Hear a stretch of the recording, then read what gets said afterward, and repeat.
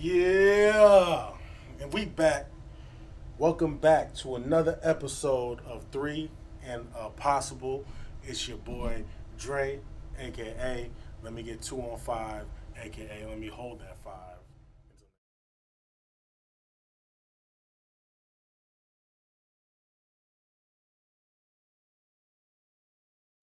All right, well, we back.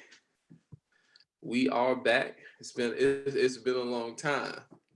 And we black. Yeah, it's been a long time. Thinking that Timberland song. It's been a long time since I left you. But yeah. What's new, man? What's up with you? You got a new job. You got a new Yeah. girl. You still chasing these snow bunnies. Oh You wow. Oh, we came just home. started. We just started with that, huh? um, I got. Well, let me say this. I got a lot more grays than the last time we recorded. So I don't know if y'all can see, but I do have a lot more Yeah, grays in my hair. Yeah, you got it's a like whole. Yeah, so that's the only snow. It's like I'm chasing is the grays in my hair. But um, nah, man, no new girl. I decided, I'm gonna take this year and just chill, not really date anybody, chatted with some people here and there. But I said 2023, like then I'll start pursuing the dating world again. But I was like, this year I'm just gonna take some time to focus on me, and then I'll dive into it in 2023. I did get a new job. Maybe okay. since the last time we recorded, can't remember. Um, yeah, but all that to say, huh? Significant raise. Yeah. Well, it's what it's what I feel I'm worth now. You know what I mean? Like I didn't feel like I was getting compensated at the level of my value. And sometimes that's how it is. Well, I shouldn't say sometimes, that's how it is for a lot of people. A lot of people don't feel like, they get compensated for what they're worth. So you got to either look outside or make arguments within, and advocate for yourself. But I feel like now I'm getting compensated at a level that's fair to the value I bring. And I was telling somebody the other day, I don't, at this point, don't give me $1 more than I'm worth, and don't give me $1 less. Give me what I'm worth. And I think I'm at a point now that I feel like I'm getting compensated fairly. So what about you, brother? What's been up with you since the last time we recorded? I see you got a lot more grays. A lot more. You chasing the snow bunnies. Well, first of all, congratulations on the new job, Appreciate and read thick books, of course. I know you've been reading them thick books. Uh, and I was going to ask you how many homes you own now, with all that extra money. it. But what's been up with me, man? I ain't got the Rolls Royces yet, and for anybody Damn. who forgot, Rolls Royces is a word, and it's when you're talking about a fleet of Rolls Royces, at least three, a fleet, not one, not two. But I ain't got one yet. um, no new job, and boy is feeling like I need one. My job, I'm at that point. A lot of Americans are at that point. My job is starting to feel soul crushing, and I got to get out of there before my before my soul is crushed. Um, I am happy to be working and making money. I know a lot of people went through changes through COVID. I was lucky enough to stay at the same job, or you could say unlucky enough to still be at the same job, but I wasn't laid off. I didn't have to go without too much during that period till now. I feel good about that. I'm still married. What happened to Somehow, Rhonda? Rhonda. Well, we worked past Rhonda. We got Okay. past Rhonda. Uh, no, that's inside joke. No, I'm still married. I got a new house though. Yeah, I We was moved. gonna ask about that. Yeah, I feel like we've. I can't remember where we were when we stopped recording, but I've sold the house. I've went back to renting, and then now we back in another house in St. Paul. I don't recommend St. Paul to anybody for any reason. Just so we're clear, the South Side is where I should have stayed. I told you, you won't listen to me. Told you. Yeah, I try not to listen to you. That usually works out for me. Not this time. Not this time. Not this time. Oh man. I got a Well, truck. I'm sitting up high. You oh know, yeah, that's right. looking down on you heathens in your SUVs and little cars. So I never knew. I love rolling in the truck, but I love rolling. Sometimes I just want to go roll, but gas is too damn high. So Now, I on that usually, note, I did put him on the truck game too. I told him, listen, man, you need to get you a truck because once you get in the truck, you'll never, it's a totally different feeling. You don't want to go back to a car or SUV or anything. Once you sit up high and it's comfortable in those things, like you don't want to go back. you can haul stuff. My wife jumps up in the trunk bed. She's always the one, helping tie things down, and I'm on the side, and we, jobs that I would normally have to pay somebody or ask somebody to spend their time to help me, we can do it. Go to the junkyard and throw our junk in the yard. So trucks are useful, but if you work in a downtown area, it's not always easy going through the parking garages in a truck. That's the only downside I really have found. JGil got them off-road mud and tires though. He got like them 26s, real thick. I mean, so if you got a normal size truck, you can fit in a lot of ramps. But you got them off-road tires like JGil, you ain't gonna fit in too many ramps downtown. If your truck is smaller than my truck, you ain't got no truck. Yeah, I don't know what you're driving. If you're not at least in a Silverado, you need to upgrade. 2021, that ain't no truck. That's a vehicle. No, man. Well, it sounds like since our last episode, I don't want to dive into that for you, but since our last episode, a lot of changes. New truck, new house, same wife. Congratulations on that. Rhonda didn't come in and ruin too many things over in that household, but brother left the South Side. I don't know why he did that. Tried to tell him, y'all, but no, speaking of, I guess, changes here, and I guess kind of address it. Kind of nervous for this, man. I don't know why, but so obviously you guys did not see Andre Shannon here with us, our brother Dre. Dre passed away unexpectedly November 9th, 2021. So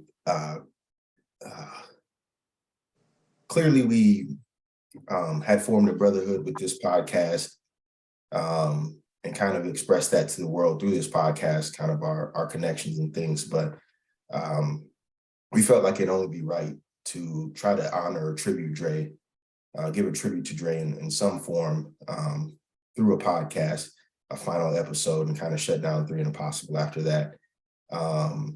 So I guess we're closing in on a year now, actually. Closing in on a year now. So how are you holding up? How's it been for you, since his death and these last course of the last year or so? Man, as you can see, I mean, obviously I'm getting a little teary-eyed right now, but just when I haven't before 2021, I really haven't maybe 2020, but 2021 for sure, I really hadn't I've dealt with loss, but not this kind of loss, like someone someone you love, someone that's there every day, someone that you're gonna feel there.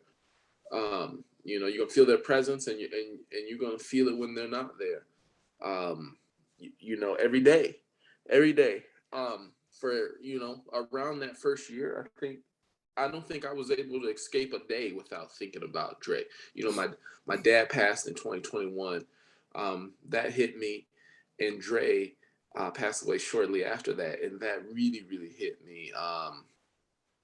It's a trauma, I guess, and since then I've lost others, and it's a battle. You know, there's all these guilty feelings. You know, Dre's not gonna get to do this. Dre's not gonna get to that. I'm not gonna get to experience this with Dre, to see how Dre would decorate his house. You know, something like that. Dre is a very creative mind. See Dre get to the heights we all know we all want to get to in our lives, right? I hope this doesn't come off the wrong way. I don't think we got to see the very best of Dre. Maybe that's selfish to say that, or somehow, you know. I think we all want more for each other. I don't think ARob's at his best right now. I think there's better for you. I hope there's better for you. I hope there's better for me. And I feel my brother was robbed of that. I'm trying to choose my words carefully. I don't want to be disrespectful in the way I talk about Dre, because there are people who love Dre a lot more, right? And a lot closer than me. So I hope you guys understand. I don't mean to be disrespectful at all about Dre and the life he lived, but I just feel he had a lot more life to live, and we had a lot more things to experience. We wanted to get PS5. I got my, you know, I ain't gonna show y'all, you know, I don't want y'all jumping through my window for my PS5. You know, I really looked forward to, you know, the stupid things we would do and say playing the video games together. Now that's not going to happen. I think about that a lot of times. I turn that game on, and I have this game, and this is not how it's supposed to be. It's supposed to be us three on there talking, you know, talking crazy, and people talking crazy to us. And us having more of those moments we had when we were young and still playing games. The only reason we bought the game, you remember, we come together like, hey, I want some of those times back. And now those times are gone. At least more times we still have the times we had in our minds and hearts. But man, it's been hard. I feel like I wish there's something I could do to change the situation. And as all of you know, there's nothing I can do.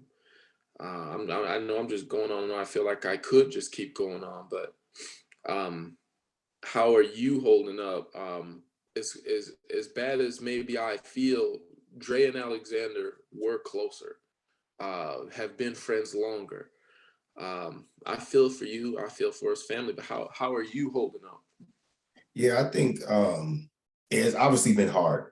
You know, that's not something in my wildest dreams I'd have ever imagined that like one of us would have been gone before 70s, 80s, that type of thing. That age, right? Like I remember getting the call, man, and it just being like a feeling of shock, right? Disbelief, lack of understanding, you know, just like, yo, this ain't right. This isn't how life should be, right? Like you shouldn't experience this, especially not at our age.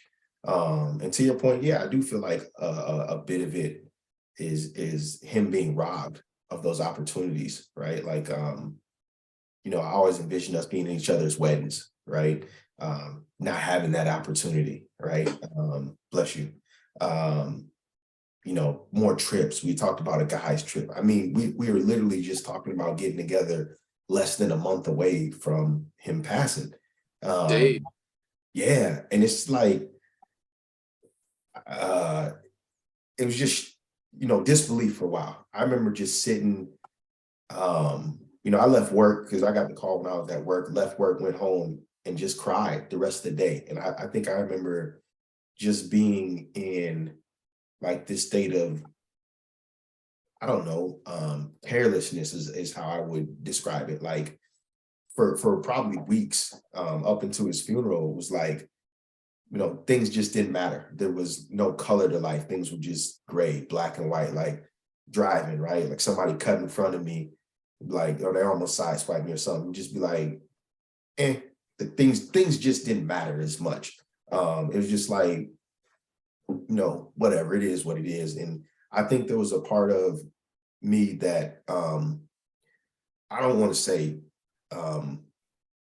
this is gonna sound bad probably, but it's not like I wanted to die, but I don't think I would have cared, right? Like I don't think I felt like a heavy investment of like, damn, things are worth it. Because I think there was a bit of survivor's guilt too, like you mentioned, like feeling selfish for, hey, Dre will never get to feel the sun hit him like this again. Dre will never get to, go play basketball on weekends, play PS5 together, take another trip to Vegas or New York or things like that. Like a very heavy sense of survivor's guilt.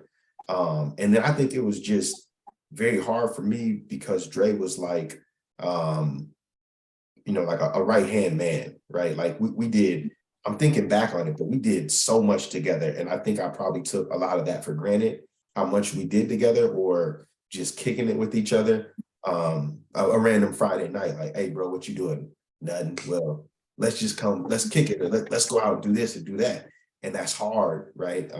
Because, I think I took that for granted. And like you said, there hasn't been a day that I haven't thought about him. I don't want to say it gets easier, but you definitely find different ways to cope and try to like remember them, pay homage to them, and try to live your life. Like it was almost like a sense of motivation to get my shit together, right? Like because you realize how short this actually is and for all intents and purposes, maybe sounds bad again, but it can get ripped away from you, right? Like it could get ripped away from you so suddenly that you start to have to appreciate things a lot more, like in the moment. And I'm not gonna lie, the first month, like I shed so many tears that I didn't know if I had any water left in me to cry anymore. Right. Like it's starting to well up a bit now, but like for the most part, I've been able to hold my composure during things. But there are times, like just randomly, I just get sad. Like, yo, this isn't right, man. Like he should still be here. Like we had all these plans to do stuff and like just missing the conversations. There's times when I see something stupid and I try to text him, I'm like, damn, I can't text him. And that just brings me back. Times of doing things at work and be like, yo, this is some stuff Dre and I used to talk about. And then like my mood will instantly like come down from there. So all that to say how I'm doing, I'm finding ways. I think would be the best way, finding ways to kind of maintain and still go. Obviously, there's days that are harder than others, right? Like you feel a little more of that survivor's guilt or more guilty than other days. But all in all, I think just trying to find ways to continue going and to find like some sense of peace with life, right? Like I just want to get to the point where I'm like I think we've talked about it. You and I have talked about it before, but not high, but not low. Like just at a level state is where I'm trying to get. And I think it's a process. It's going to take, time, but yeah, all in all, just trying to maintain. And it's highs and lows, well, goods and bads, but trying to maintain. So, yeah, sounds like in the beginning we had some similar feelings. Really hard to enjoy yourself when you just lost your brother. It's really hard to laugh. I found myself laughing and then feeling like, what are you laughing for? This ain't a laughing time. It's really hard to, the wind just out of my sails. And it sounds like that was the same for you. yeah, it's you, like I said, you don't think about it. You take so much for granted, right? Like hey, this is just gonna happen. This is what happens in life. Like, you grow old, y'all pop shit together, laugh about each other's kids, you and each other's weddings, you take all these trips, you get to meet each other's significant others and this, that, and watch each other grow and flourish. And then it's like, that's gone. You don't ever have that opportunity. It's like it just makes you look at life, I think, a little differently and know that I think one thing that I struggle with too early on, and it's not as much now, but very early on is however many years I got left, I got to know that, Dre didn't get these, right? Like that weight is still on you of, hey, your brother didn't get any of these. And so that's hard. That's definitely hard. But I don't want to make it too sad of a podcast. So wanted to, share some stories on memories we have with Dre. And then, how we remember him. And then throughout the episode, you'll see different like family members and people that meant a lot to Dre coming in and expressing, what he meant to them, how they remember him, and sharing some stories of their own with them. So let me ask you this, and we can take it kind of wherever you want to go. But what's your earliest memory of like Dre? It's like the earliest memory you have of Dre. The earliest memory, I believe it would have been, I don't know why 8th grade comes to mind, but I believe it would have been 9th grade homeroom. What am I talking 8th grade about? homeroom? 6th grade. What am I talking about? I want to say middle school, but I'm saying 8th and 9th grade. No, 6th 8th grade. grade, yeah. In Miss Bastion's homeroom. Dre hustling, selling mixed CDs. He used to kick it with Aaron Flomo and Julie, all the girls. Dre was, you know what? I feel like Dre was a little bit in all the circles. Of course, I think about our circle, if we start kicking it, I want to say 6th or 7th grade, but I remember Dre, if I'm not mistaken, and I probably am, right? Because this brain seems to be declining fast. But in the homeroom, buying mix CDs, he had a list on his locker, like, hey, what songs you want? It's $5. And Dre probably had money falling out of his lunchbox back then. And Miss Bastion, I feel like I remember her just taking it down, trying to stop the hustle, but you couldn't stop the hustle, and Dre when he finally brought you in, he might tell you Tuesday the mix CD be done, it wouldn't be done till Thursday, but you would get your mix CD with all the songs you requested that he done ripped off LimeWire, and, you give him that crispy little 5. And I was at home bumping that CD way too loud in my earphones. That's I think my earliest memory that I can come up with Dre. What is your earliest memory, which is going to be way earlier than mine? Yeah. So I guess for those that don't know, Dre and I have been kicking it since we were 5. So real young. Just from going to the same school and thing. And I don't even remember back then how we got connected, but I know there was like a couple year gap.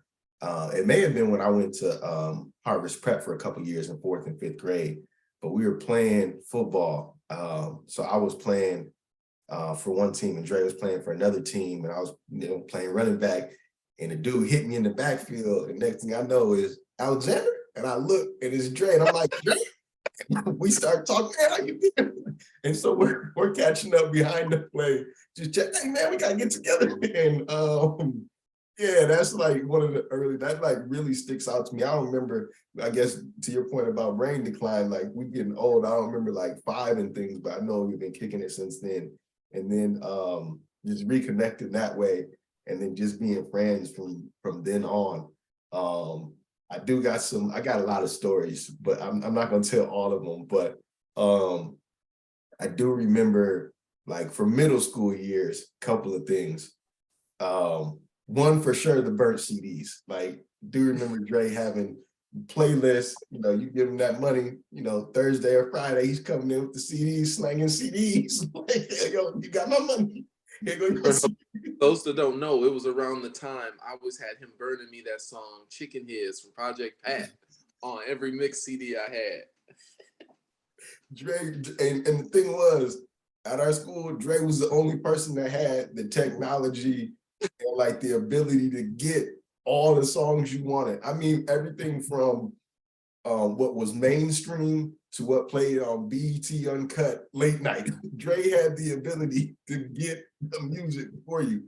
I remember in, I don't know, we were probably 8th grade at the time, playing recess and football with him, football at recess with him. And like, Dre was like our highlight, especially when the winter came. It was like, yo, we're gonna hand this ball off to Dre 15 times straight and see who want to tackle him.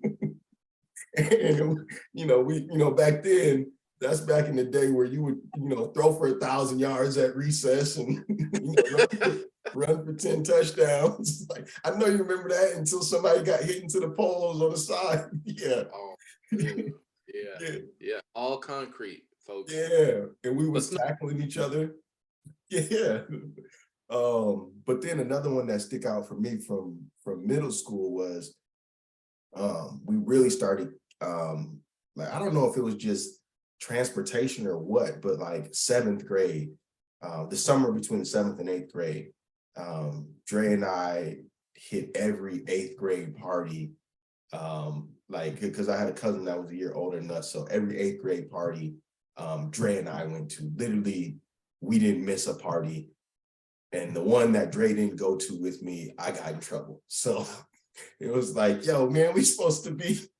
So we have been kicking it since then, from, those middle school years through high school, through college, and into our adult life. So, a lot of people fall out at some point during those years, whether it's from middle school and you go to different high schools, or from high school to college.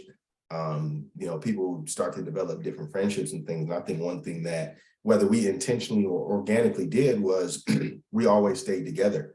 The three of us, it was, all three of us went to different high schools, but we still stayed connected through high school. We stayed connected through college. We stayed connected into our adult life. So, I mean, there's a ton of stories, but what other stories you got that you want to tell? Because I can think of like 10 that I want to tell. Oh man, I'm gonna have to tell one of your stories that you wanted to tell, because I was there that night. We went out. I think me and Dre had the same shirt on. We went to what was that club called? Aqua. Aqua. Yeah. Club Aqua. Ooh, I remember this night. And I feel like me and Dre had the same dang shirt on. We shopping at the same places. But forget y'all 6 foot plus brothers. I know I got a little twisted, spilled something on my blue suede shoes, and never the same. But anyway, we was kicking it that night. I think a lot of friends, a lot of love in the air, and a lot of fun, and mostly alcohol. And Dre might have had a drink or two too much. So we coming out of the club, we're just walking. We just walking to cars. I didn't have a car. I was always bumming a ride. Oh, that's so sad. But we were just walking. And all of a sudden, I looked in there, and Dre's turning into the Hulk. He turning green. He's turning into the Hulk. He just out of nowhere just, I was like, oh no. He's growling, not even at somebody, just growling. And that was funny. We gave him so much crap about that. I feel like he had one person on each arm helping him at the time. I think it was his girl and me on either side. Yeah, and he is just changing into a monster. I don't know what he was growling at. I'm telling you, tequila is devil's juice. Don't drink it. Listen, Dre's usually resistant. Tequila resist. I mean, that's like water for him. But that night, Dre. Oh man, I don't even know if I could tell the story as good as it was, but I was just like, well, what's happening here? What is going on, brother? You gone, man. Come back. Come back. And to make it, I think why we call it like the Incredible Hulk night is because everybody had on the green shirt, and like Dre just was like, ah. He just, oh man. He was toasted. I thought I was doing bad that night, but Dre was toasted. Yeah. I feel like that moment brought me back. I was a little faded, and then we still haven't stopped laughing at that one. Oh man, yeah, Fun time. that was definitely a good one. I got one from. I'm trying to do them in like maybe it won't work in chronological order, but for sure, like give some from each time period of life. So like a lot of high school, we did a lot of sleepovers, playing video games at each other's house. I think I remember like pretty vividly my first breakup in high school and us all riding around in the car and y'all like put on that Lil Wayne. I think it was like the Carter, like the original one. And like we just playing that and riding around the city together. This was in high school. And then just like being over, staying at his crib and his mom cooking us. What do you call them? Yeah, what can you get a name from? The yellow eggs? Yeah. I actually think they're chorizo eggs, I think is how you say it. Yeah. I would always say chitanita, something like that. But her cooking us those from college, just all the video games, staying up to like 2, 3 a.m. playing video games with each other, especially the model. Watch behind your back. Yeah, that's all you. Crap about that. Yeah, watch behind your back. You mean our front, bro? And then I don't remember who. I think it was Dre's mom that was like, we heard her in the background like, Andre, I need your help real quick. And then like, I think it was me that was like, Dre, tell your mom this is a life and death situation. We're in the theater with the zombies. We cannot lose somebody. Whatever it is, gotta wait. But Puerto Rico. So we went to Puerto Rico before we turned 21. I think maybe we were like 20 or whatever year that puts us. 2008, maybe I think it was. So we're in Puerto Rico. There's 4 of us. Obviously, we're all like in the college age years. I think you were working, Dre was working. We didn't really have a whole bunch of money. So we had one room for 4 dudes, right? So there's 4 of us down there, and we're just trying to figure things out. We stay far as heck away from where the parties were. We're way out, like 40 minutes away from San Juan. Don't know how we booked that. We thought it was the cheapest. We thought it was the best. But one of the days we're like, all right, let's go see these caves, like out in the island. I think it was like an hour and a half drive. So at the time, we told you Dre was the only person that had the know-how with technology and things dating back to middle school. So Dre has like a Google One, a Google, whatever the Google phone was at the time of 2008. It's the only one that has navigation on the island. So we're driving to these caves. It's like, I don't know, like an hour or so away. So Drake pulls it up initially. It's like, hey, this is where we got to go. Blah, blah, blah. I got it. We get to talking. Drake pulls up YouTube on the phone, and we're watching YouTube videos of like the Chappelle Show. Rick James on the couch, kicking the couch. The 5 fingers slap in the face. Charlie Murphy, all this stuff. So we just watching these videos, laughing, having a good time while we're driving out there. And 45 minutes later, somebody's like, yo, Dre, how close are we? Where we got to turn? So Dre pulls the navigation back up and goes, oh, my bad, y'all. We should turn the while ago. Yeah, we just in Puerto Rico, just rolling, not knowing where we going.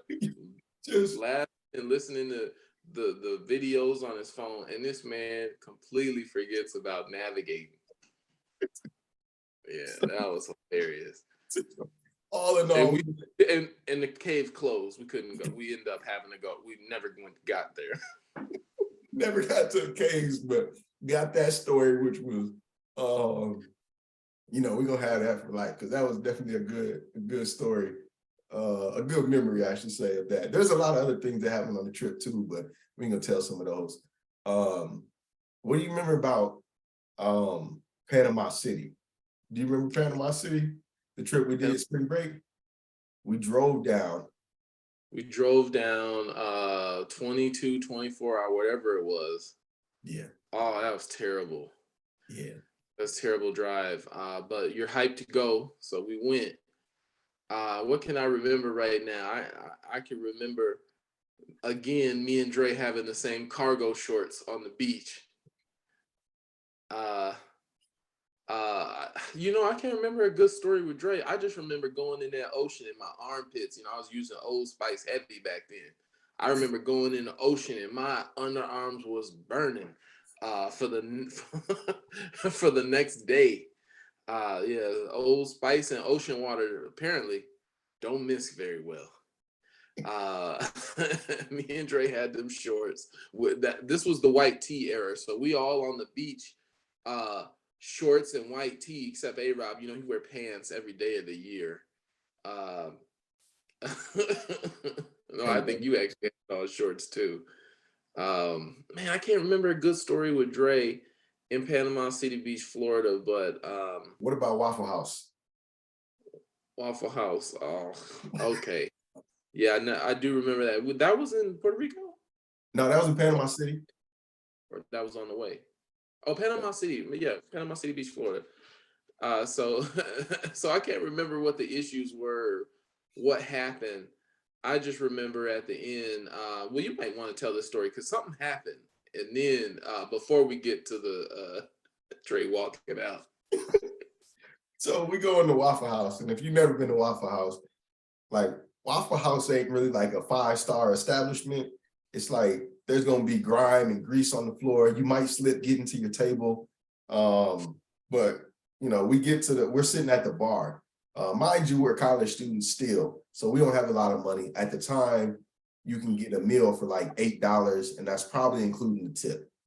So we sitting down, we have our orders, we give them to the cook, and at Waffle House, they yell it to the person that cooks. The server yells it to the cook. So they be in there, drop one this, smother this, that. So they yell the order. Somehow, the person cooking the food and our waiter get in a fight. Like, it wasn't a fist fight, but it was like they going back and forth. So our food gets delayed, I don't know, 10, 15 minutes. We're just sitting there. And then, I don't know, you want to tell the rest of it, or you want me to keep going? So we finally get the food, and did the guy say we could have it for free or something like that? Yeah, on the house. Nah, we'll pay. And Dre was like, shh. Dre walked up out of that place with that free meal. I ain't paying these fools. Didn't leave a tip. I barely hear you. That man was out. That man, so he got some free Waffle House. Of course, at the time, we was just like, come on, Dre. but I say what I say. They were making us. Huh?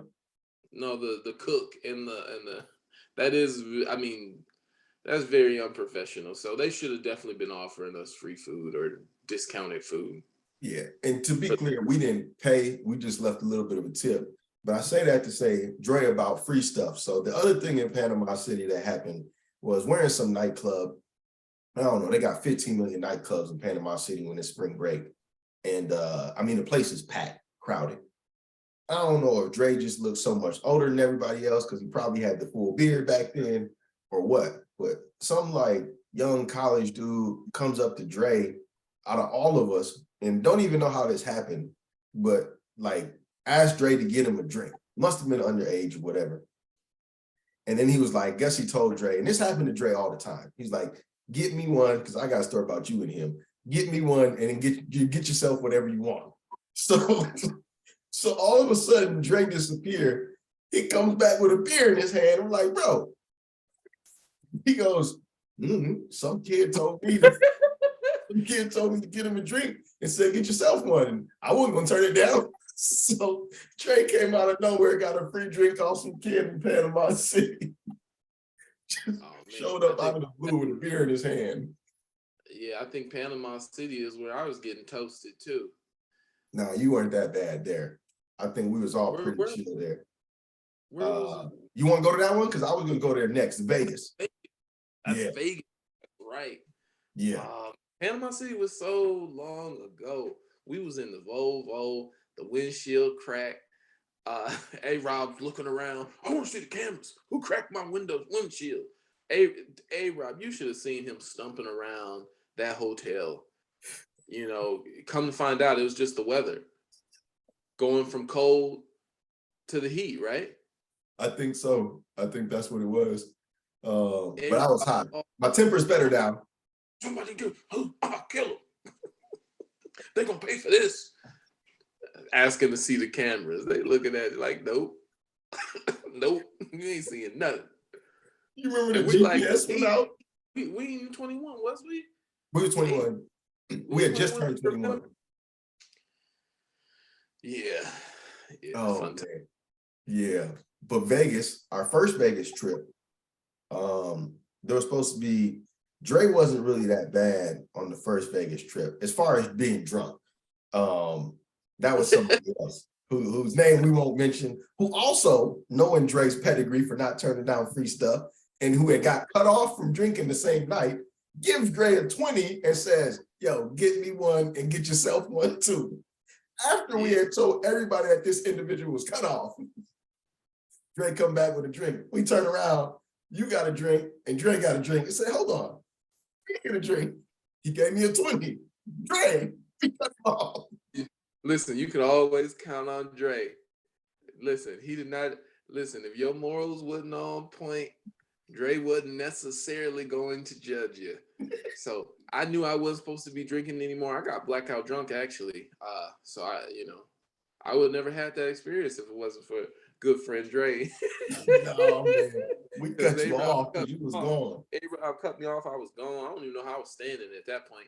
I A-Rob don't know looked if you one were way, exactly. looked back, and me and Dre both got drinks. I was hot too, man.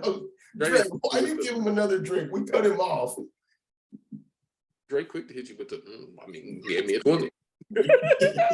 Shit, like, I'm not gonna turn down no free drink. And I was like, you know what? I respect that. It's like no drink was less than $10 there. Yeah, Vegas.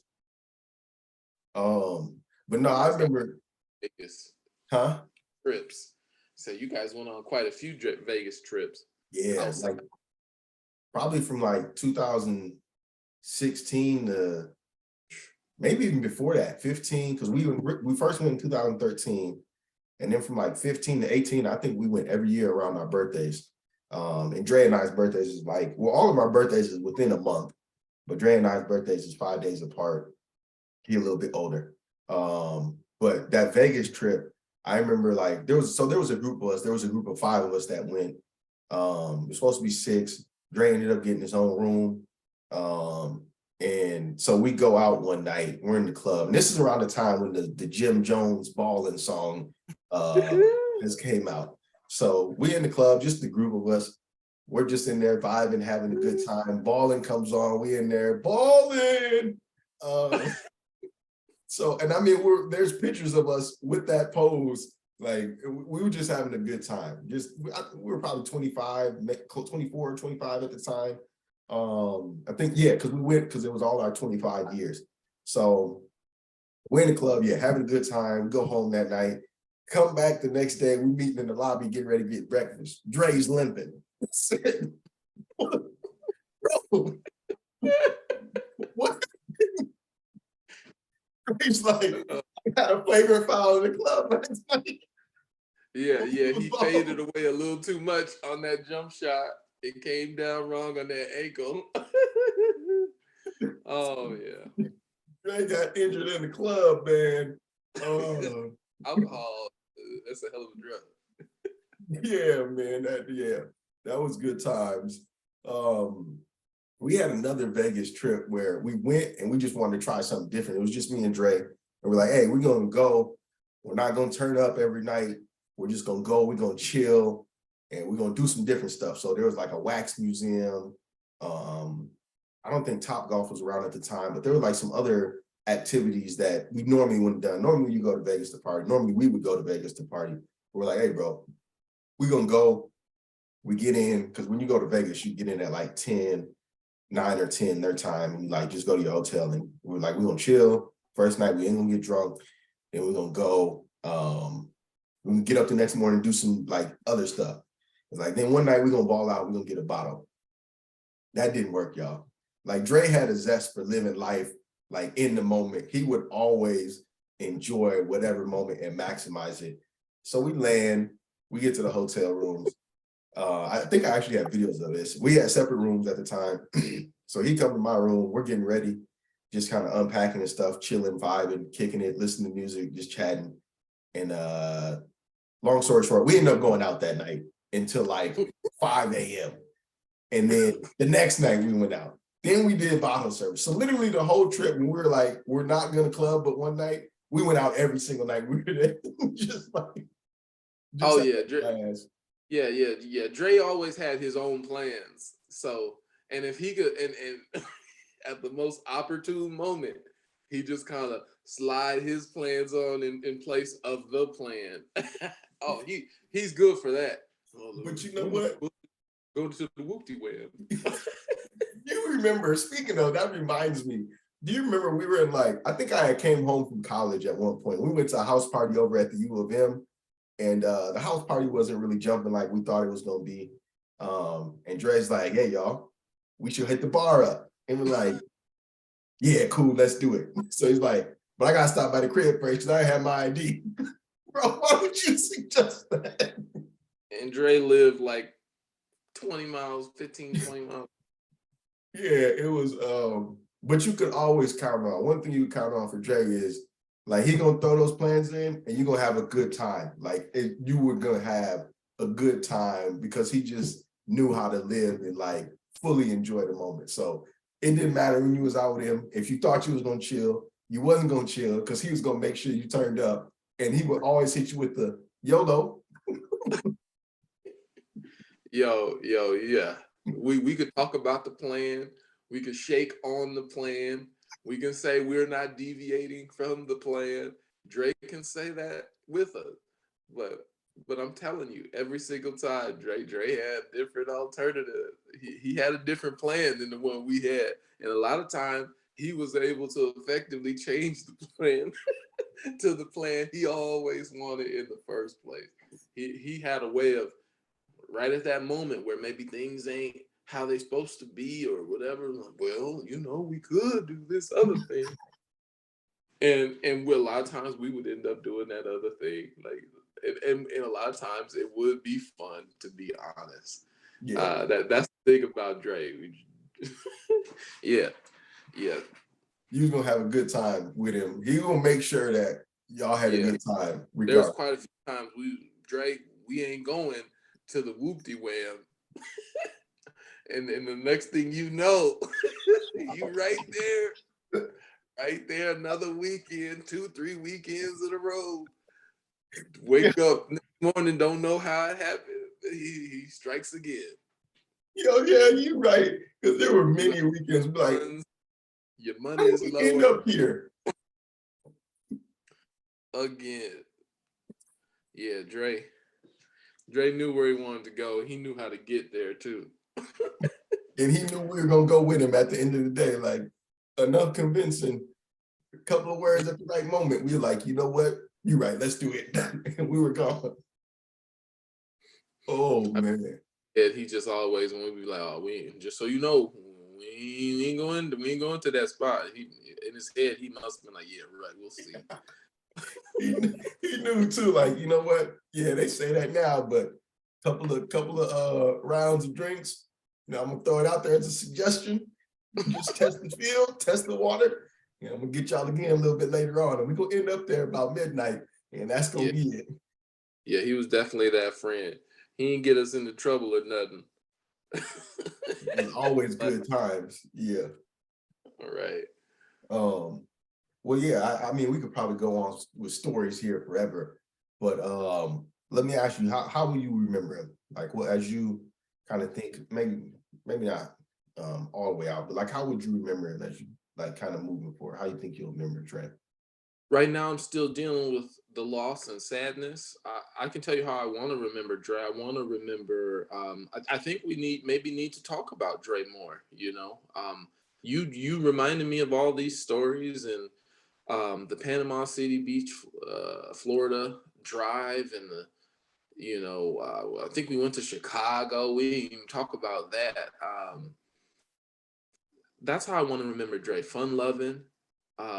Mischievous, but in a good way, getting us to go where we all told him we wouldn't go. We not going there. Drizzy, no. And we'd be there and we'll wake up the next morning like, damn, Got me Dre was again. right. Yeah, that was fun. But he don't get me next week. You know, that's how I want to remember Dre. His smile, his laugh. Anyone who knows Dre, that laugh was infectious. His creativeness. Um, just the good stuff, man. Dre, you know, being around his family, got one of the most loving families I've ever experienced. Um, you know, I should probably take a few of those lessons, you know, how close he was with his cousins, how close he was with his nieces and nephews and uncles and aunts. You know, Dre was most certainly loved. Dre will most certainly be missed. And I want to remember the fun loving Dre, the mischievous Dre, the fun Dre, really. Maybe that is the way that, you know, he always made things fun. He always made things funnier. You know, I will miss that. That's how I want to remember my friend. How do you want to remember Dre? How will you remember Dre 20 years down the line when the grandkids is running all over you? I mean, they ain't really your blood, because you're gonna be a stepdaddy. Here you But go. but your stepchildren's children. When they're running all over you, getting all the things they want, and you have that moment to yourself, and you think about us. What are you gonna remember about Dre? Yeah, well, first off, let's clarify that it won't be stepchildren. They'll be my children, and they for sure won't be grandchildren 20 years from now. At least I hope not. I respect those kind of stepdads that they don't say that step part. That's just my children. See, I do respect that. Well, that aside, I think I remember Dre definitely as like a brother, confidant. Remember, obviously, these good memories, right? I think to your point, yeah, we do got to continue talking about them so these memories don't slip away. Because there's a ton more. But just as that easygoing kind of the yin to my yang, right? Like I was am trying to work on it, very rigid, very structured. And Dre was like, nah, man, skip them plans. Let's have a good time, right? Like Dre would always make sure that we had a good time. So definitely remember that. The conversations that we had, a lot of the life conversations. But yeah, just easy going, really taking advantage of life in the moment, right? That was Dre. Dre was gonna fully enjoy whatever moment he was in. And I think that's how I'm gonna remember him, but definitely as a brother, all the things that we did together, all the conversations. And, I think there's gonna be times to try to assuage that survivor's guilt by remembering him in certain moments. Definitely try to incorporate him into, if I'm lucky enough to get married one day, incorporate him into that, because I know he would have been for sure been a part of that. If not the best man. So yeah. So definitely incorporate him into that, and just try to remember him also through the way I live, right? Like I said, I'm pretty structured, pretty rigid, but been better about getting out and just kind of doing things without planning, right? Just trying to take advantage of life moments. So I think through that, trying to live not necessarily the path he would have wanted, but like to enjoy myself. I think he would have definitely would look down and say, hey, as long as you're enjoying yourself, man, it's worth it. So to just try to live that way and remember him as a brother, man, it was just, a lot of love between, I think, all three of us, but just to remember him that way, the family man, always being like that loyal friend, brother, that, would want the best for you, want the best for his friends, his family. So that, I think that's how I remember as I think about it 20 years down the line, just as a brother, like he was family like anybody else, right? So I think that's how I remember. Yeah. Sometimes I'm out in the streets, man. Feel like I see Dre. I see What? I see someone that resembles him. when I look at his family, some of his brothers, I mean, his brother looks, I never realized how much they look and sound alike. And it's just like, I've always kind of hesitated to talk about Dre because it feels sad. But as we talk about it today, I realize, yeah, this is how we keep him alive. And maybe this is the therapy, the way I get through some of the loss, at least hopefully most of the time, right? Yeah. Yeah. So I think that's probably going to be it for us, but you guys will hear from some of his family members as well coming up in this episode. And hopefully you guys will join us in continuing to honor Dre's memory and make sure that his presence lives on through us. Check on your friends, man. Check on your family, and not just in the first few weeks and months. This trauma really does build up. It really does have an effect. And whether we all accept it or realize it all the time, just talking about this stuff and not trying to step around them and act like they didn't exist because maybe it hurts to talk about them. Reach out and talk about your lost loved ones and your friends' lost loved ones, and let's heal each other.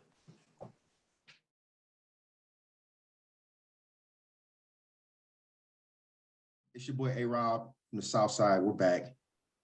Go ahead, JGil. No, I'm just laughing, man. I know. Come on, man, do your intro so we get past you to the important people.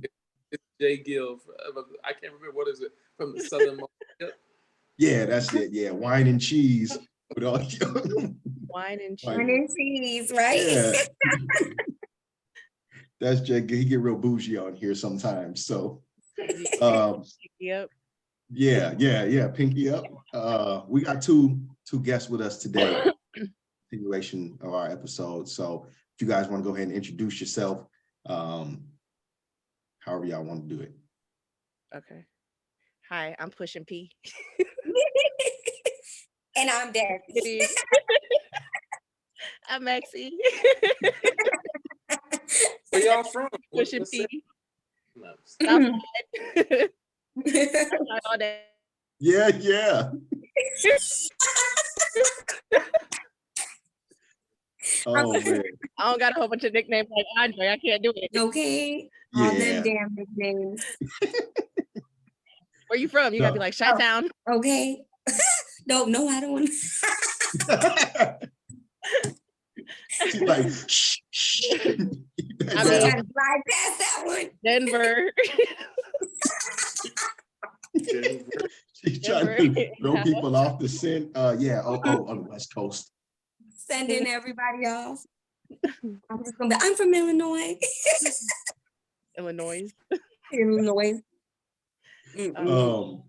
No, but these two are Andre's family, so we want them to come on and just share kind of some of their memories with Andre, how they remember him, how they're holding up since his passing and things. So you guys, we're really going to turn it over to you guys. For you guys going to drive the show. We didn't tell y'all that ahead of time, but now this is just Pushing P. We're gonna toss you the keys. Yes.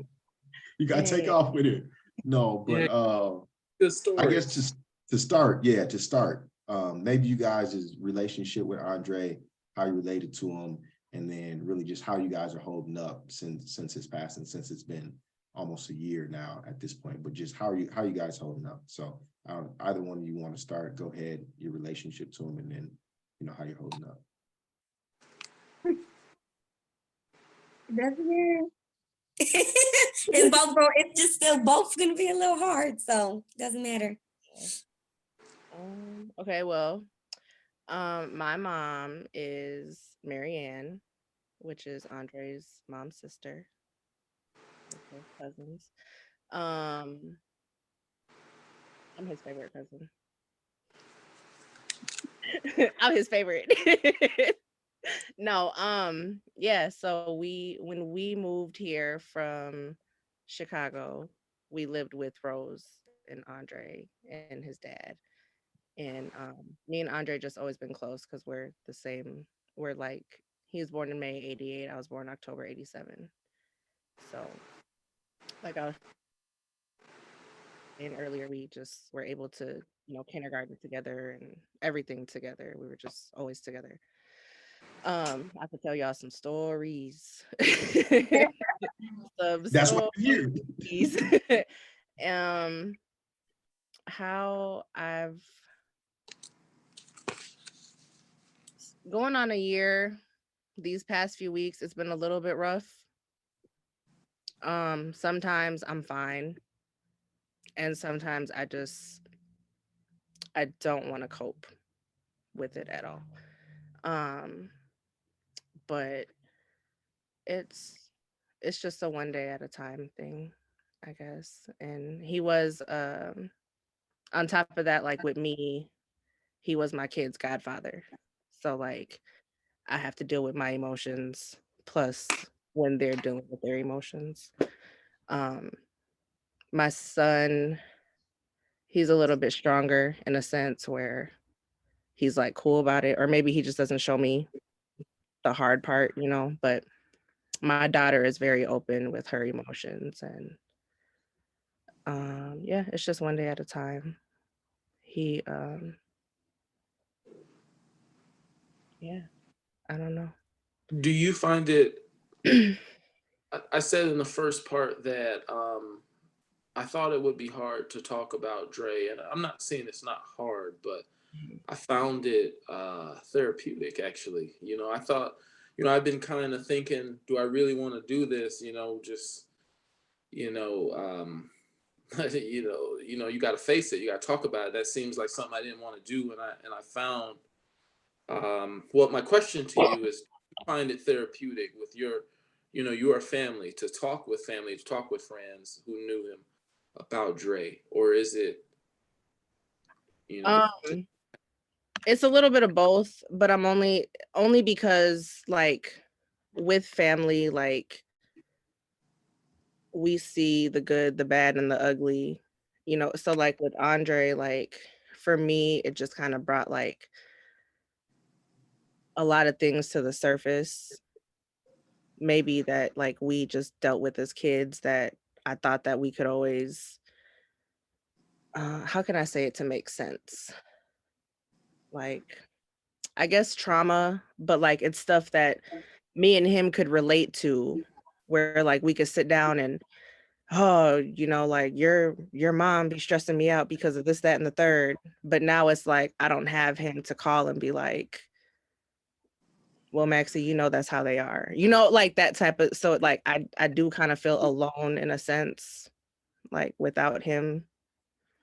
That's like my only battle because there's a lot of things like I didn't realize how much I really depended on Andre for a lot of things, like just emotionally and until I couldn't. But yeah, I mean, it's I don't know, it's hard. I can talk about him, but then does that make sense? no, it does, and when Rob and I were kind of talking about our funny stories, um, and maybe because we were trying to keep it light, it made me feel good. It Mhm. made me feel good, and I didn't expect that. I just thought it would all be hard, and I think trying not to speak on Dre for me is probably wasn't a good thing, and instead of avoiding it, maybe I should have talked more. That's what I learned, with me and Rob coming back together. I think a couple, Excuse me. like we think about them all. I think about them all the time, and most of the time it's still negative. It sucks, man. It just sucks. There's nothing I can do. It sucks. He's not here. It sucks. It sucks. We don't get to see him continue to grow. Mhm. Um, He has so much of grow growth. with us, right? To experience with us. Yeah. Well, I'm selfish in that way. It's Yeah. hard to. Yeah. Something that like with Andre, like when did you guys watch Bel Air? The new one. Yeah. Mm-mm. Not much, but some. So that's the kind of stuff that like I wish he was still here for, to pick his brain. Like, so what do you think? Did you see this new show coming? Like, what? You know, like, like things that he would have been interested in. Like, oh, that would have been good. You know what I mean? Like, so I'm like, man, like that's crazy. He's not here to be able to. Like, I just want to dissect his brain. Like, what did you think about that? What did you, you know? Mhm. Because he was so, um, what's the word? Like, he was good to talk to about stuff like that. You know, like things that he was interested in or like things that he was into, and when they're redoing it and stuff like that, like I would just be like, dang, that's something that Andre would have really had an opinion on. Or you know, like He'll bring joy, that's for sure. He'll bring laughter. He'll bring insight. yeah. Right. Definitely some insight. Yeah. Desi, you want to go ahead, tell about your relationship? So I would say I'm the long distant cousin. Um, so we're cousins, my mom and Rose and Aunt Marianne, they're cousins. So when my mom and them used to go with our cousin Cindy and her kids pack us up and we would go to Minnesota like whenever, they would just be like, hey, you guys are getting pulled out of school. We're about to go to Minnesota. And we'd be like, oh, okay. We'd just be happy. We used to stay at Mystic Lake. Oh my God. But Andre was the big cuz. Like we were all small, you know, Maxi, Raymond, Marcus, they were a little older than me, my sister, and my cousin Cindy's kids, Owen Yazzie. So, but he was just so lovable. Like I'll never forget this memory where we were in the pool at Mystic Lake and everyone was taller. So me and my sisters couldn't swim over there. So everyone was playing, but we were all by ourselves. Like, we can't swim that far. So he came over there and put me and her on his back and was just floating around so we could, you know, get in on the big fun. So he did like little things like that. And then I think when you meet them every so often, you feel like, okay, there were our long distance cousins when we're going to see them again. But with Andre, he kept that communication when phones started to be a thing, texting, calling. I had my kids. He came to his birthday parties. I had my second child and I named him after Raiden from Mortal Kombat. And that was something that we always kind of like got in on it growing up because that was just our thing. Like video games back in our day was a thing and Mortal Kombat was just the shit. So like he had to come meet his Thunder God. So it was, he was just a lot of things, like the laugh, his hugs were always for me like really comforting. He did like this random pop-up when he was in town every now and then to visit. And I love that because it was just like to have a cousin who just pops up on you, like randomly will like plot. He was like a plotter, like just asks random questions, like where do you live, and, or where are you at, or where do you stay, or find a way to get it out of me. And then one day he'll just be like, "Are you at home?" It was this one New Year's. I had just moved into the apartment. He came down for my son's birthday, but then he came down for New Year's, and he was like, "Are you home?" And I'm like, "Yeah." And he was just at my front door. And it was little things like that that I just was like, this is nice to have somebody, you know, because cousin love is really, it's a thing. They're like your childhood friends. And it was nice to have somebody who cared that much to just keep that communication. And it is hard. Yeah, he It's was not definitely a lover. Yes, very loving. I think that's why him not being around touches so many people, because he wasn't one-sided either. He loved everybody. Like everybody mattered to him. All his cousins mattered. When he was here, it wasn't just about me. It was about where your sister's at, or he just wanted to have fun, have a good time. Like I remember when he did come, he was like, "You guys want to go to the strip club?" I was like, "I've never been there." I was like, "Sure, let's do that." I was like, I've never been asked that by a boy cousin. He popped up again on a Mother's Day weekend, and me and my sister were having a Mother's Day weekend away from the kids. So he came with us shopping at the mall. We had lunch. My cousin Jordan met us at South Lake Mall in Indiana. He literally shopped at every damn store. Like they were not bored at all. They were just like chilling. And that's when they were like, yeah, you guys want to go to the strip club? And I was like, okay. Okay, fine. And we never did go, but it was just like little things like that. And like I said, his laugh is just the trademark for me. Like when Maxi shared the podcast, then it just took that smile and that laugh. That laugh. That laugh. Yeah, that laugh. Infectious is the word with his laugh. Mm-hmm. Hit He you can make with you that. laugh. When he hit you with that, you at least smile. Yes. So, and like Maxi said, you know, it is a day by day thing. I think it's something to adjust to.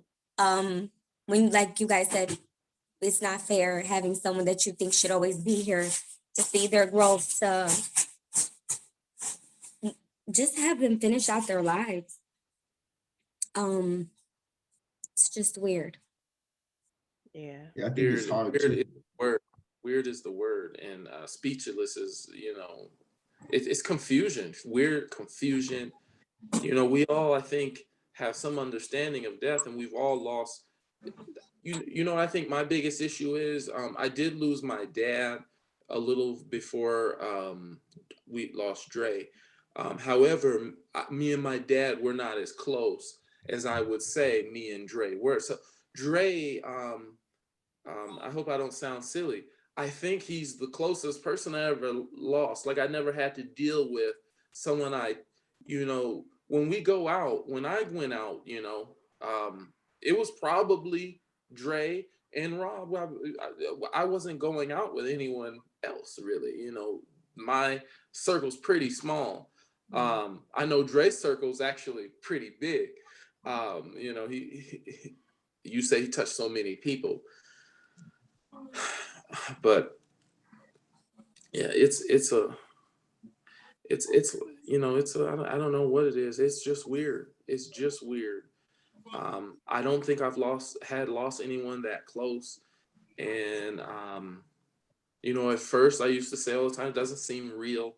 But I think the more we talk about, especially, and we want to get those more fun stories out of you guys, it really did make me feel good to talk about Dre. And not just ignore, have those thoughts and, not say anything to anybody. Right. Just be sad. Yeah. I think too, like, as you look at, because Desi, you touched on this about the amount of people he touched, right? I wish, and this is always hard because you never really see it when you're live, but the amount of people that showed up to his funeral that cared for him. Like, I wish he could have seen that while he was alive, to seeing how much he was loved and how many people he had really touched and affected and that cared for him. It's like, this is hard, right? Like, why don't we do this when people are alive to show and celebrate them and let them know how much they're truly loved? But I mean, it's definitely hard. And I don't want to talk too much about me because we did part one, but Maxi, to your point too, yeah, it's lonely, right? Like I was saying in part one, that was my right hand. So random Friday nights, let's just kick it, or let's go out or do this or do that.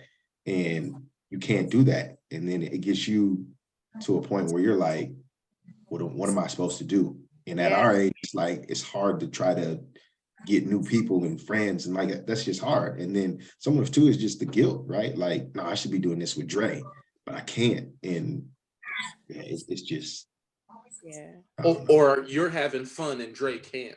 A lot of that feeling, especially in the beginning, for months, that smile, like I could be doing something, then I think of Dre and that smile just kind of goes away.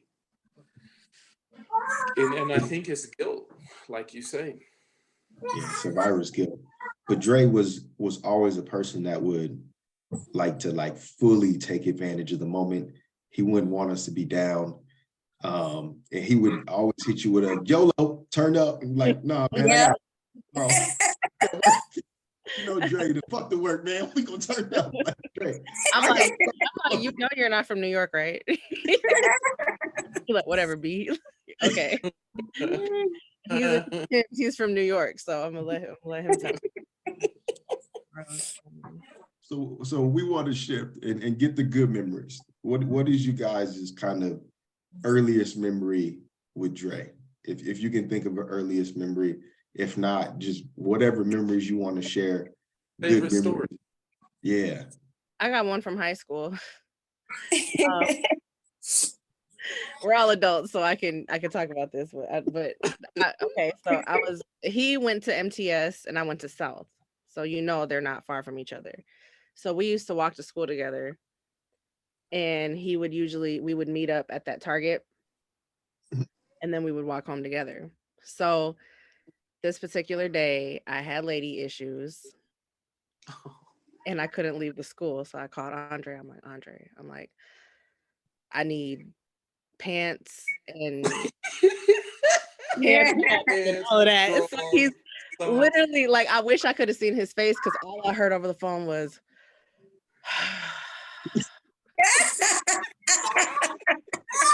I'm like, you're the only one I can call. I can't leave. So he's like, okay. So he calls me, and from what I could tell, he was in the aisle of tampons and pads and all that.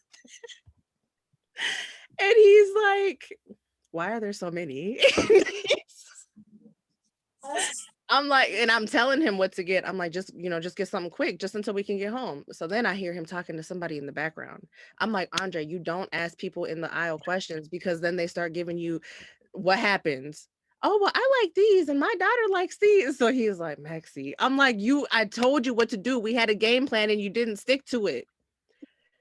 So he came through, don't get me wrong, but because you could tell he was so embarrassed. So he's on the phone with me while he's checking out. He's like, okay, I got you sweatpants, I got you this, I got you that.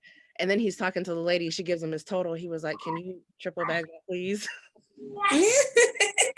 And then you could hear it, and he was like, nah, you can still see. Can you give me another bag, please? I said, it's not that serious. Just hurry up and get here. Hurry up, please. But he did save my ass that day. But he was so funny, because you could tell he was so embarrassed. Like, you really gonna make me go to Target and go into the aisle, and I don't know what I'm doing?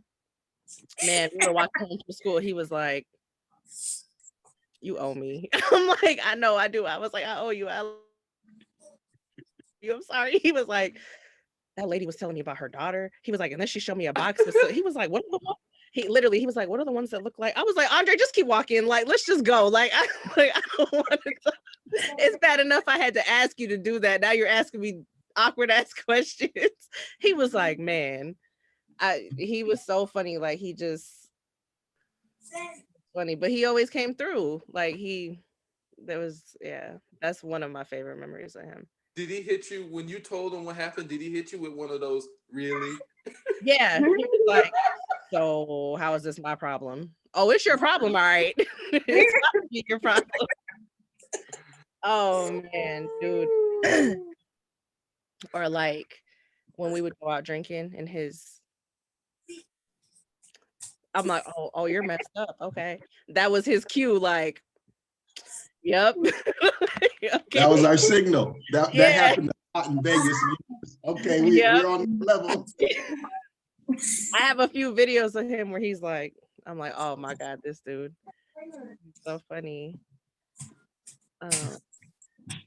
There's a lot of memories. Like, how do you guys just pick them? You know what I mean? Like, lifetime of memories. Even, okay, so he put alarms in my phone. So when I tell y'all, like, the bittersweetness of it, like, after his passing, to see, I'm like, one was for his birthday. It was a month in advance, and he was like, call me now. It had like a FaceTime notification, and he told me he was gonna kill my cat if I didn't call him on time. He was always threatening my cat, always threatening the damn cat. And then he set one for my birthday. And when I tell y'all, I cried like a little baby, but I was mad because I was getting ready to go out, and I'm putting my lashes on, and I'm like, my phone's going off. So I'm like, what's, and it was like, happy birthday, loser, something. But like, one is, when did you find the time to do all this?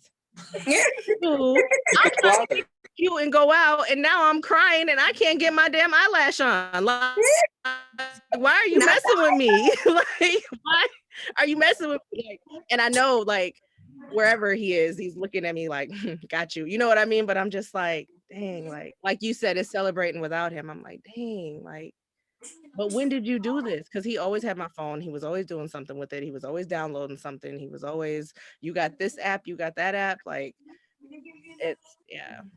You know, Dre in the technology game, that was his thing. Like him and his I think phones. it was definitely his. Yep. Yeah. Man, we had some good ones. He's a plotter. He be plotting some jokes. Yeah, I'm looking at the, like, I'm in, like, I have certain notifications. So these ones that are in my phone, what is this in my phone? You know what I mean? Like, I'm like, wow. No, he did it. Like, you know, he did it. Or like, oh man, you know how he played so much. One time he picked Imani up from daycare. Picked me up from the bus stop. And she's like, where are we going? And he's like, Chuck E. Cheese. She was like 3. So she's so excited. She's like, yay! He was like, someday, not today though. We're going home. I'm like, oh, you're dirty. Oh no. So she's like, aw. I'm like, why you do that to my baby? Chuck E. Cheese, yay! Someday, not today though. Oh god. Play too much. Like, you play entirely too much. It's funny. He was good for that too. He was definitely good for pulling the fast one on you. Like, Wait, bro, he was quick. yeah. Yeah. How are you that quick? I can't even think of a joke right now. Like, what do you? It's funny. And that had like this very like laid back, chill, nonchalant attitude about him. I also never knew when it was a joke or he was literally just talking. Like, do I laugh right now or are you being serious? Like, because I'll never forget this one day he texted me just like a yo. And I was like, what's up, cuz? And he was like, I want to know if you could cash at me $20 because I'm starving. And I'm like, he was like, I just want to eat some Chipotle. I was like, sure. So then I got a Cash App notification thing. I got it back. And I was like, I thought you said you were starving. He's like, I just wanted to see if you were a real one. I'm like, really? Y'all. Like, let me. okay. I was like, oh, yeah, like, I guess. Just little things like that. And then I'll never forget, he got us in a group chat, me, Maxi, and Misa. He was pissing Maxi off a little bit. I'm like, bro. He loves to pick on her. They're like brother and sister. So it's hilarious watching them two together and then mixing us in it. Like, the conversation was funny for hours. Just emojis, live, what do you call them things? The GIF things, gifts, Yes. whatever. Yeah. I'm like, what are those? Oh, he was the king of those too. Like, oh my God. I'm like, bro. And don't let him know you're going outside because he was quick to be like, are you going to have these? Like, you got all the good ones. Everything was that you're ratchet. You about to drink some Hennessy. Oh. You got your ratchet drink. Wait, so hold on, Maxi, you a Hennessy person? Yeah. How did Drake get on the tequila? Somebody got to explain that to me because that is devil's juice, and he drunk it like it was water. Like what? Yeah, and I'm like, bro. He started hanging with his Mexican side. I'm like, that's that Mexican stuff. I ain't messing with it. I used to always say Dre sweats tequila.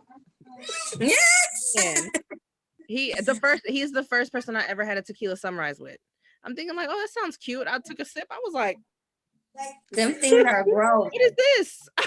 And he just, it's good, right? I'm like, that's like anyone who likes dark liquor, he made a joke about it. Like, oh, you got that ratchet, that's that hood drink. You got to be out there with your fly. I'm like, dang.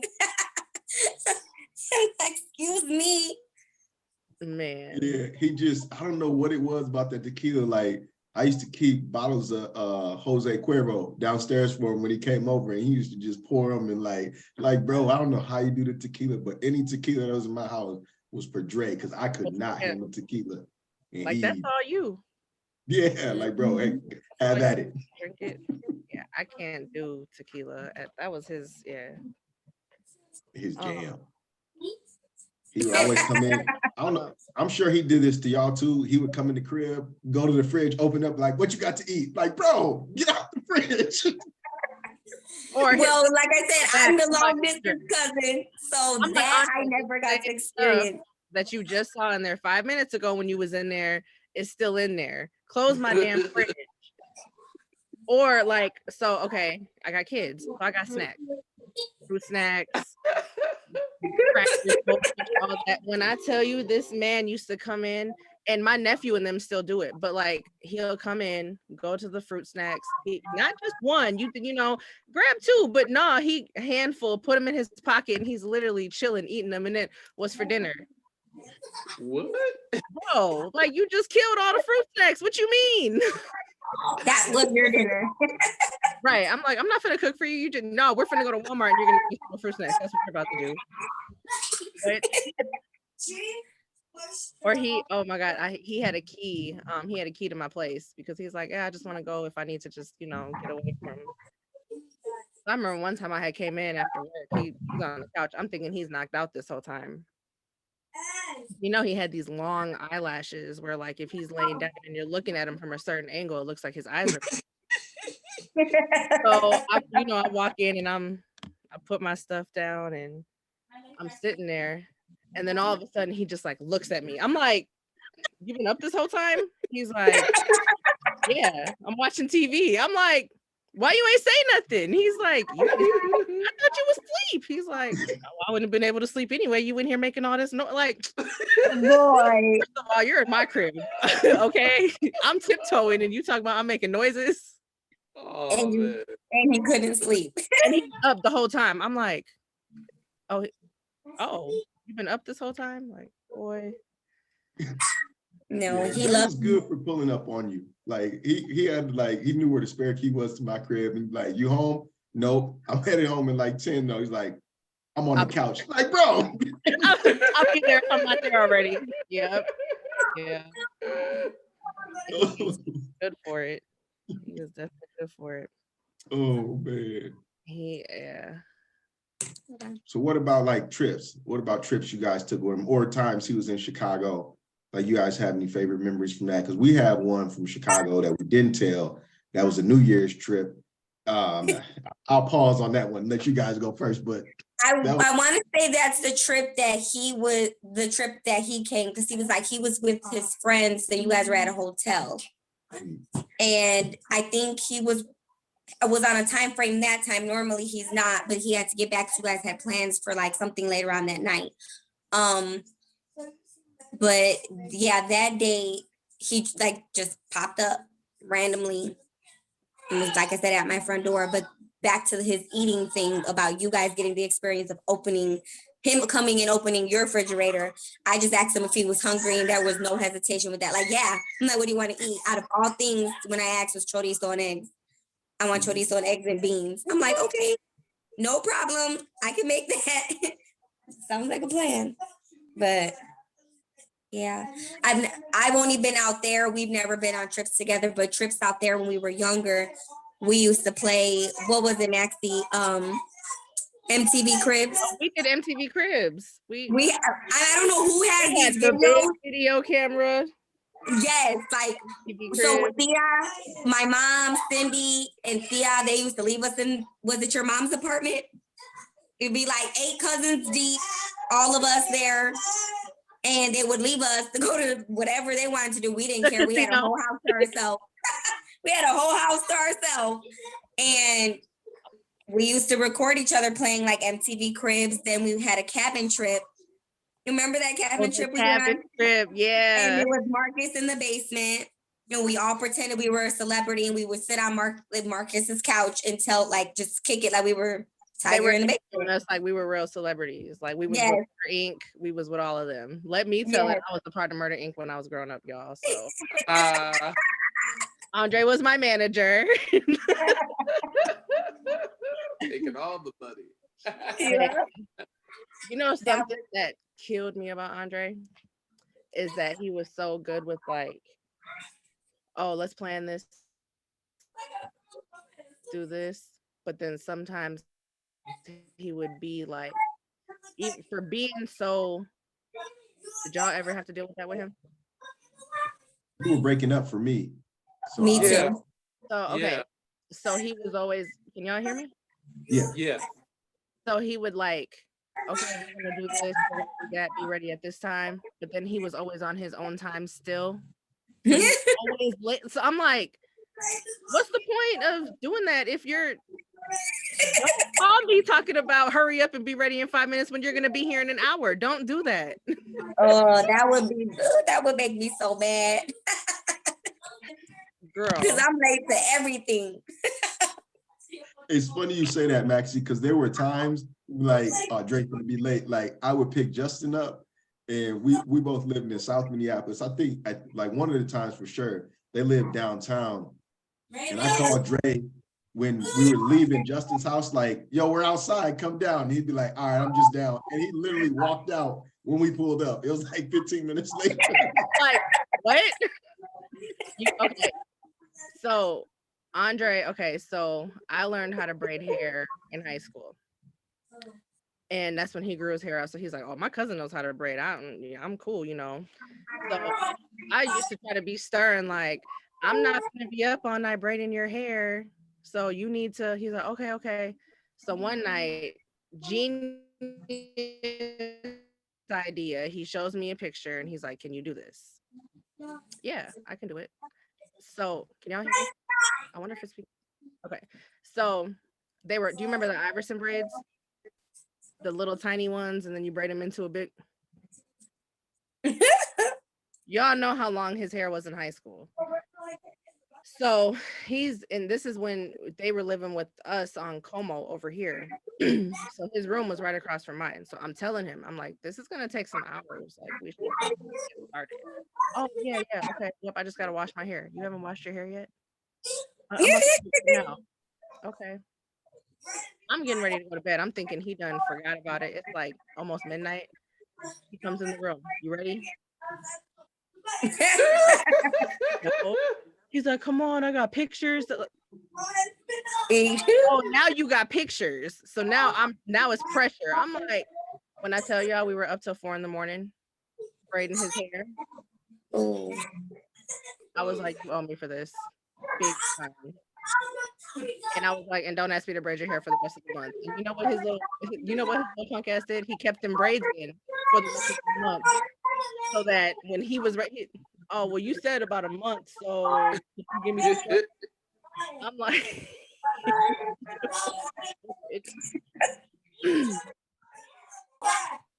Dre was good for getting you with that too. We were talking about in like part 1 of like when Dre had his agenda, like because we always used to go out and be like, man, we just gonna go to bar, we gonna chill. And in the back of his head, Dre was like, we're gonna go to the strip club tonight. And then like, oh, that's not on the itinerary tonight.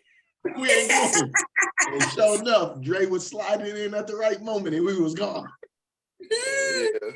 We'll all be like, no, Dre, at the beginning of the night. No, there's no chance we're going there. And sure enough, that's where our night would end. Right there where Dre wanted it to be. He's like, right we're going there to the strip club, y'all. Yeah. Yeah, and we'd be like, Dre, we not going tonight. We just went to last weekend. We're not going this weekend. All right, that's cool. We just go to the bar, get a couple drinks then. Sure enough, couple drinks in. So what time should we head over there? Oh, hell no. Next Yo, thing you I'm know, listening. Taco Give me Tuesday. 1 second. I gotta plug my computer up. I thought it was Yep. charged. I guess it's not. I'm here though. I'll be right back. All right. But I'm here. Oh, Pushing P just dipped out. All we see is Pushing P on there.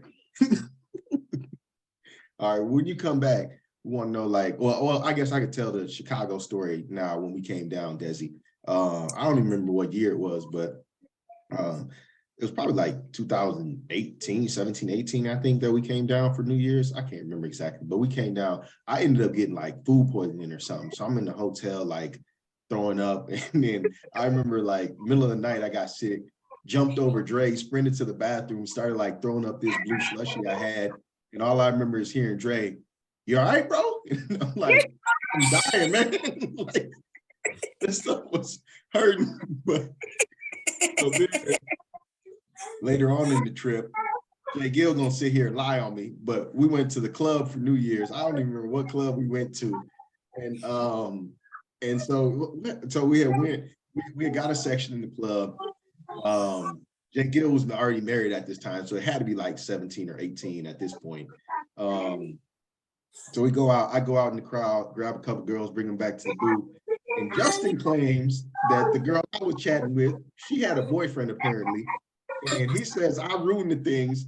And all I'm saying is I threw Dre the alley-oop and he didn't finish it. Now he's gonna tell me that I let my man off. No. Listen, this is the story. It was our first. We were there. It was my first time with the Ciroc and apple. So we ordered some cranberry and whoo, it was hitting. So I don't remember if Rob brought the girls or whatever. You know, in his story, he always go get the girls, right?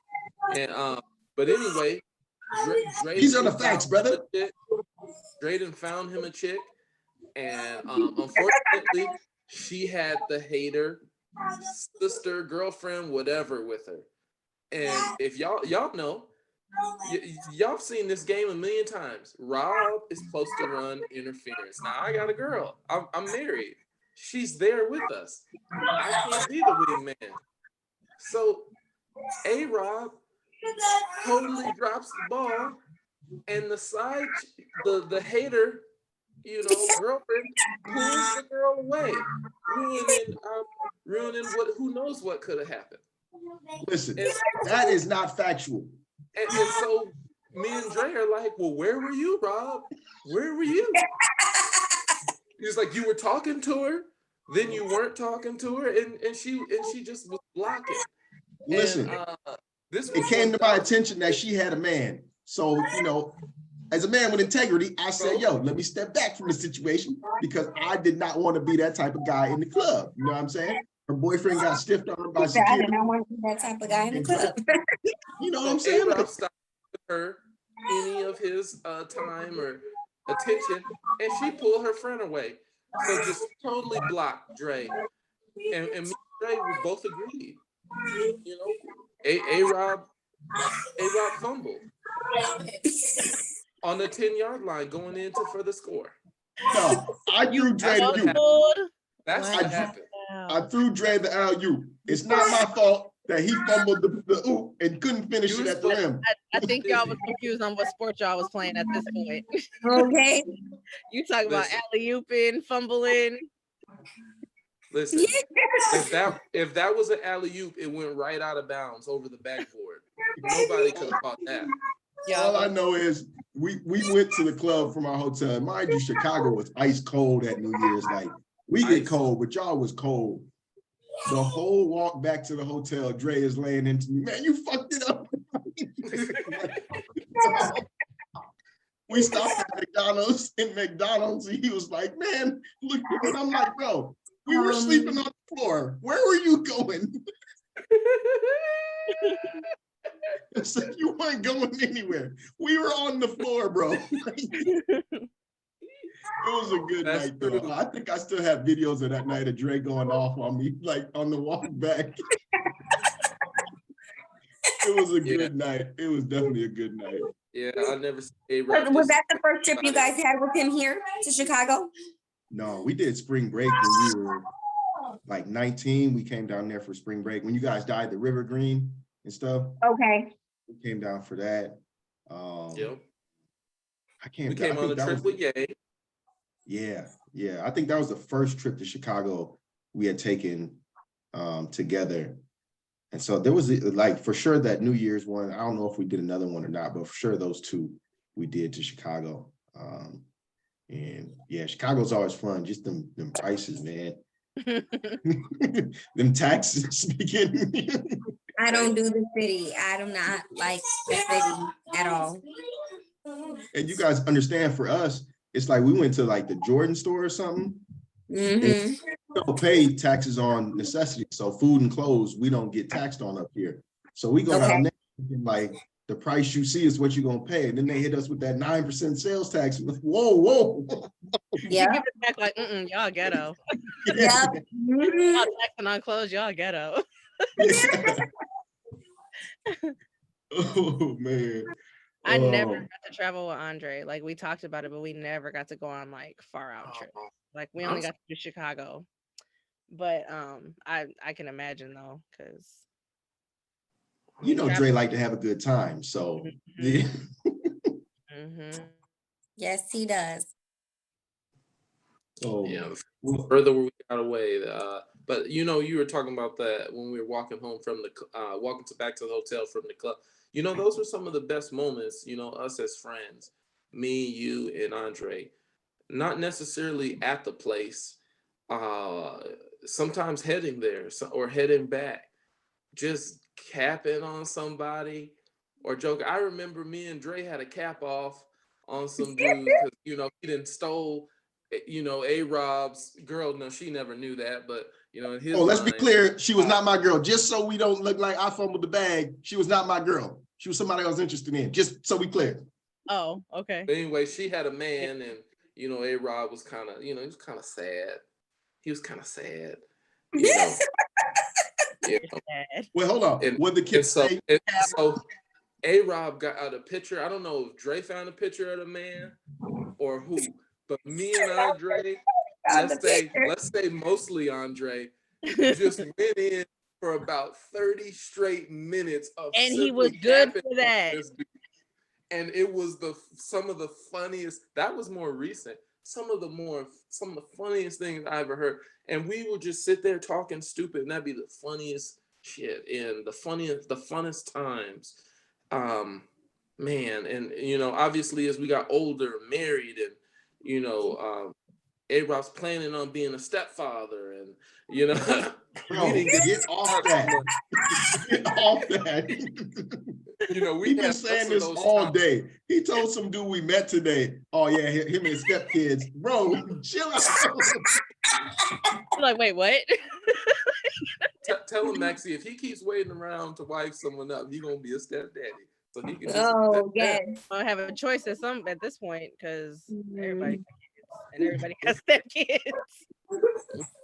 Yeah, but those were some of the funnest times, and I really, really regret some of those nights when it was like, "Hey, JGil, you want to come out with us?" And I was like, "Nah, we can't get those moments back now, and create more memories and have more fun." Because when people are alive, we take them for granted, and then when they're gone, you know, all those times, you know, all those times I didn't go out with y'all, or maybe the group didn't go out because you know one of us didn't go. You know, it's sad. You know, something I've definitely learned from going forward. I didn't want to go today to the Target Center thing, but then I was like, well,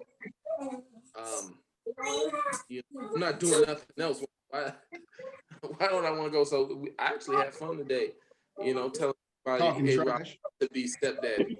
You know, so I had fun. I'm sure you did. Telling lies. You guys, do you guys like get up to the cemetery? We've been there. I've been one for the burial and then one other time.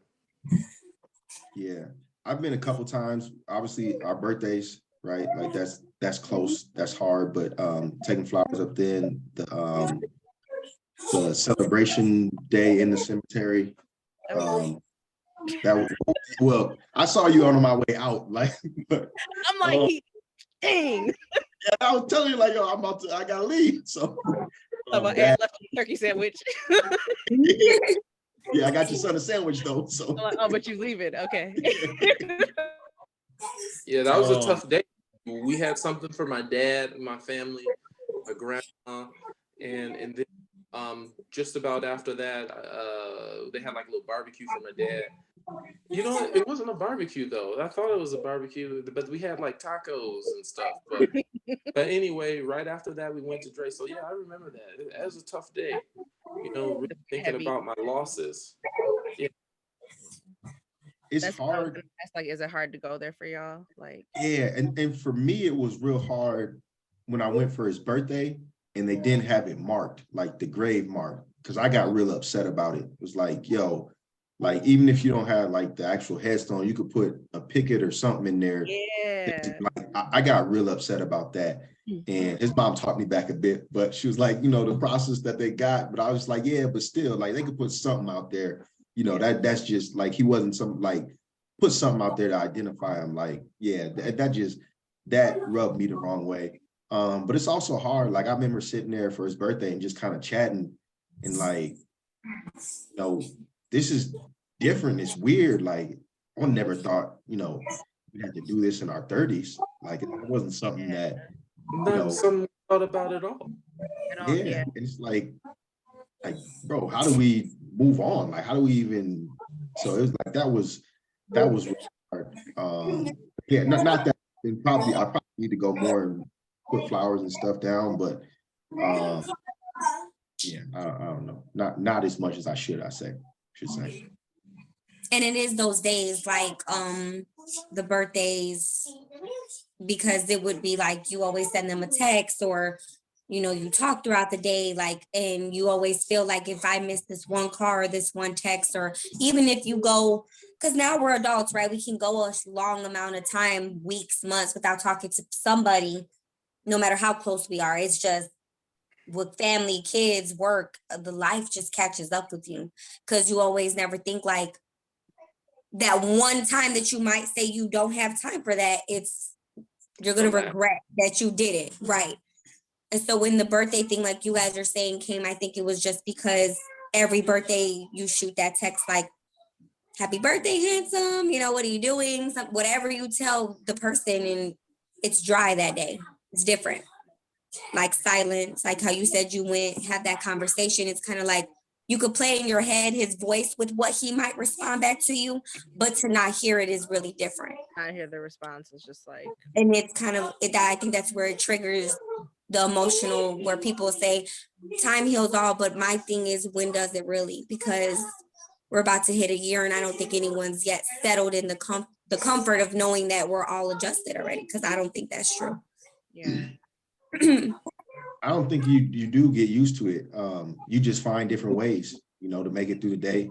Like I was saying, for me, it's always been like, Maxi, you touched on it, like day by day, right? Like there's not a day I don't think about him or try to send him some dumb text or something along those lines. Like, damn, I can't even, like, I know this is some shit he would laugh at, or like we would laugh at. Like even if we didn't text every day, there was always something sending each other on social media, something stupid that we were laughing at, and then we bring up in the context of a conversation. It'd be like an inside joke for us, like, you know. So yeah, I mean, that's hard. It's definitely hard. And you just, I don't know if you get used to it. Like you gotta live with it for the rest of however many years you have left, right? You gotta know, like, hey, I feel like he was robbed of all these, and like it's not fair.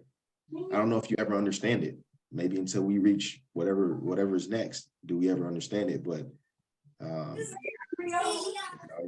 you're right. I don't think time heals. You just find ways to cope. Yeah. Like even us doing this right now, I think I still don't think I'm processing that we're talking about him and he's not here. Like I don't think I'm adjusting to that. This is happening. Like you guys are about to launch your last podcast as a tribute to him. And we are in this position to have to do this because we love him, not because, you know, because we love him so much and think that this is what he deserves still, like for people to still sit around and talk about him, share his memories that we all have had with him, because he did leave a lot of people with his heart. Like he was just a really good person. very loving. I have never personally had any conversation with him upset or I've ever seen him angry. I didn't even think that was a thing, honestly, because when he thought he was the Hulk. he was always just so like goofy and just super outgoing and always down. Like you ask him something, it was always like, sure, yeah, or it was never a beat around the bush with you or anything like that. It was just always, for me, our conversations were always just funny. I just go through my phone and look at our old texts just to laugh because it was always comical. There was nothing, it was very, I don't think I've ever had someone give me that much great energy because it was never nothing crazy with him. And even if you did want to vent to him about something that you were going through, he always had a positive feedback to give to you. Even when he was going through his own things too. Yeah. You would have never known. You would have just like, oh, thank you, you know. And then I remember your speech at the funeral when you mentioned like mental health and talking. I don't think that came about until we were a little bit older. But even then, when I found out about it, I told him like I would have never thought in a million years, while you're probably giving all your love and your positive energy to everyone else, you are having your issues and you wear it on your sleeves so well to a certain extent. Like I felt like he had to be comfortable with you to have that talk with you. Mm-hmm. Mm-hmm. Very comfortable to let you in on that side. So I think but that was even then, the brighter side of it, because like Andre, like he, even though he was dealing with what he was dealing with, I think because he was so giving and so loving, that was like his way of like, he had this thing that like, if I keep giving, when I get, I'm gonna get, you know, like he believed that, you know, you give what you get. So he was just so, I got you. Yup. He gave love so freely. And even just how we talked about how, you know, he got cheated, you know, like it sucks because he's not here to receive the love that he deserved, that he gave so freely. And I mean, he got it at his funeral, but why couldn't he have gotten it sooner? Like, but he was so, he was Andre. We all knew him. We all knew we could go to him. We all knew, like, I think he drew a lot of like energy and positivity from people too, like being around people and just chatting and having conversations. It was like, bro, I had a rough day. What you doing? Nothing. Can I pull up, or you want to go out, or like hit up JGil, let's all go out or something, just to be around each other, right? And to draw that energy. I think he really thrived on that. So, I mean, you guys touched on it a little bit, but just want to kind of like formally, how are you guys remembering? I think we touched on him being the easygoing person, right? Always fun, always down to have a good time. But just want to know from you guys, what do you guys, how do you think you'll remember him as you look out? I think for me, what he left for me is, like I said, was I don't have a lot of boy cousins either side, but for him to be just one of the ones who paid, I feel like those little things like popping up, the checking in, like I said, we're long distance, like they live in Minnesota, we live here, you know, that's kind of hard for you guys to keep that cousinship with us being so far. But like I said, for him, he always made it work. Like it's the consistency that I enjoyed about having him, is that if I said, hey, my son's having a party, he would try to make a trip down. Or like I said, he didn't even have to come. I just was in labor and he found out about it and showed up at 11 o'clock at night after visiting hours. And I just remember like, how the hell did you get past security? Like it's late. And he was like, oh, you know, that's my Minnesota swag, you know, that out of town stuff. Oh, okay. Well, it got you through the door. I'm happy you're here. Like, right. And he stayed until like 3 a.m. And I remember the nurse came in because it was just me and my husband in the room for those days we were there. And she was kind of looking because Andre had the baby and he's like this big guy and my son's like so small. And she's looking around like, she's like, which one are you or the father? And he's like, it's not me. He's like, I'm family. He's like, nah, I'm not the father. He's the father. And it was just like little things like that. You don't have people who really do that for you. Like show up at, like I said, after visiting hours, just because you know that your cousin named her baby right in from, you know, a video game that you grew up on, that you guys played, you guys made conversation about it. It's what drew us together, was the things we did as kids. You know, it made our adult relationship so much better. And it was with all of us, I think. Like, I have memories with Maxi, Raymond, Marcus, him. And I just felt like when we were at the funeral that day at Rose's, we were all together just celebrating. And I was just like wondering like when he was going to walk through the door, because that just what felt like was missing, that energy from him. Like, he would be enjoying this right now. Like, we're enjoying ourselves, like just soaking in all our pain, all of our memories about him. And it was just like, I really wish he was here to just witness, because he would have loved it. He would have enjoyed everything about it. Yeah. He was just super loving. That's just his smile, his laugh. Like, he just had such a positive energy. He's just like, that's how I want to remember Andre. Like, just positive, happy. If he loved you and he really really messed with you, like, you felt that, wanted to make sure that you felt that, and he was always going to show up, you know, like he like he saved my ass so many times. But even like, another story just came to mind, and it's crazy because like I've had people that are like, oh, you're Maxi, like he spoke so highly, like he loved you so much, and I'm like, are y'all sure? Because I'm surprised this man didn't hate me at some point, because I had to get my life together. Everyone's like, no, he never said nothing bad about you. I'm like, okay, you sure?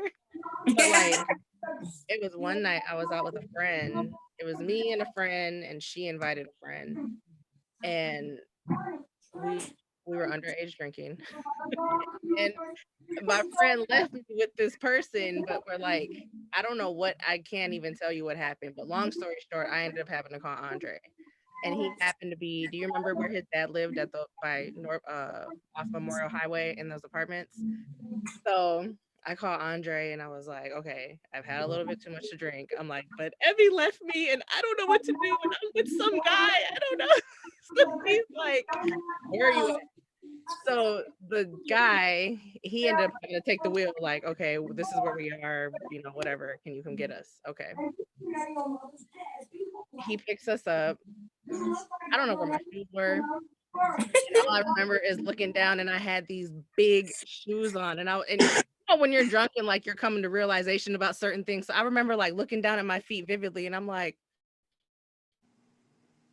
whose shoes are these? And I look down and Andre's in his socks and I'm like, why did you come out in your socks? He was like, you're wearing my shoes, Maxi. I'm like, no, I'm like, your shoes don't fit me. But so then like we walk in the house and I remember like seeing Nate and like hiding behind Andre.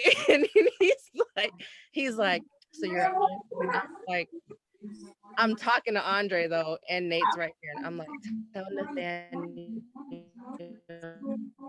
Shannon, I'm not here. And he's like, Dad, she says she's not here. But like that was the thing, like Andre kept making fun of me for that because I was so toasted. Slept over there. I'm calling Nate by his full name, Nathaniel Shannon. I'm stuck on Andre. I can't fit your shoes. Why would you give me your shoes? Not realizing this man done crawled out the bed, came and got me at 2:30 in the morning to save my butt so that my mom wouldn't find out, just for her to still end up finding out. But like, no, she was good. I promise. Like, she was fine. It wasn't her. And I'm like, yes, Andre, feed it to her. Tell her I didn't do anything. It wasn't me. I didn't do it. It wasn't me. Oh man, were you saying something? No, I was gonna say he has several days of saving me too. I'm not gonna lie to you. Man. Like that night was hilarious though, because I remember like Nathaniel Shannon and Andre, why are you outside in no shoes? And I know he was stressed out, like this damn girl, like, or like even just like when we were little, like the stupid little petty arguments that we would have. Like I would queue up for one of those stupid little petty arguments right now. Or like I remember one time the tornado sirens were going off. This is when we lived over north. And we were like 7, 8 years old. So we're like, oh, we gotta prepare for a tornado. What do? We haul ass all our toys from the third floor all the way to the basement because that was our survival kit. And we're sitting in the basement on our blankets with all of our toys, just waiting for something to happen. And my mom and Rose are just like, y'all know ain't no tornado gonna no, but the sirens are going off and it's storming really bad outside. And what sucked was when everything was said and done and we didn't get hit by a tornado, we had to haul ass all those toys back upstairs. Or like we would sit on the stairs next to each other, like not even 5 feet from each other, mad at each other, throwing subliminals at each other, and like just doing dumb stuff. Like I remember one time he was looking at his hand and he was like, because my favorite character is Tigger. So he's like, oh, Tigger. So my little stupid ass is like, and he's like, I ain't talking to you. Like, so I'm like, oh, it's a Ninja Turtle. I ain't looking at nothing. I'm like, oh, so then here he go. And I'm like, nah. Like, we're sitting right next to each other. Like, how petty is this? Like, but that's why it was just fun. Like when we were little, like we would fight hard, but like we loved harder because like that was literally it was just everything. Petty ass. That was the guy, though. That was the guy. Yeah. So, you guys have any other stories you want to share or tell or anything? Any last remarks from you guys? I'll give you guys the last word. Just that we miss him. Like I don't think that's ever gonna change. Missing him ever. I have one last story and I might get emotional, so just bear with me. But when he first passed away, it was hard, obviously. But do you guys believe in like spiritual encounters, dreams, type of Mhm. situations? So this was after the funeral, but I had a dream that I was laying on my couch and my brother had walked in and it was dark, but like the crazy thing was like it was literally the setting that I was actually in, but it was my dream. But so I was my brother walks in and he sits down and I'm still laying on the couch and I'm just like, what are you doing here? And he's like, I brought something for you. And I'm like, what? And I'm still like halfway asleep. But I looked up and Andre was standing in my doorway. And he sat on the couch next to me and I was just like, what are you doing here? And you know how he used to be like I'm like, what are you doing here? And he was like, I'm chilling. And I'm like, but I'm looking at him like, bro, what are you doing here? And so he leaned in and he hugged me and I literally like I felt the hug. I really felt it. And he sat on the couch and I'm like, okay, seriously though, why are you here? Like I'm just like, and he was like, he was like, I just wanted to see you. He was like, and I'm like, are you good? And he was like, I'm good. He was like, I'm okay. He was like, but I gotta go. And I was like, okay. But I felt like one, it was real. I felt his hug. And it was so close to right after losing him. I felt like that was his way of telling me, like, I'm good, y'all. Like, I'm cool. 'Cause I know he saw how hard the time I was having. And I feel like that was his way of like, just take it easy. Like, and I've seen him in like, I've seen him in two other dreams, but like that one was the most like I felt him, I heard him, like I felt him breathing, like, and he told me he was okay. And it meant a lot. And like, I wanted to, like, I think I told you about it, Alexander, when it happened, but like, it was like, Wow. it's him telling, like, he's fine. And I want to be okay with the thought of knowing that he's fine, but selfishly, I want him here.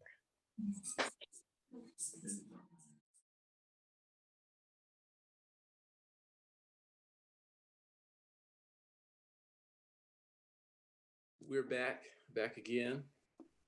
We have a very, very special guest today. Very special to us, and of course, very special to our good friend Dre. Do you want to introduce yourself? Yes. So I'm Rosa Vega Shannon. I'm Andre's mother. What else can I say? You don't have to do any more than that right away. You don't have to be any more than that. Yeah, I'm gonna just hop in and do mine real quick. I'm ARob from Southside. And yeah, Justin already said it's Andre's mom, very, very special to us. But wanted her to come on and kind of close the podcast out. So I think this will be the final portion or part of our tribute to Dre in this podcast. So Thank you for doing this. Oh yeah, no, this was in our mind. I don't want to say right away, but in the weeks coming, we knew we wanted to honor him and continue to honor him.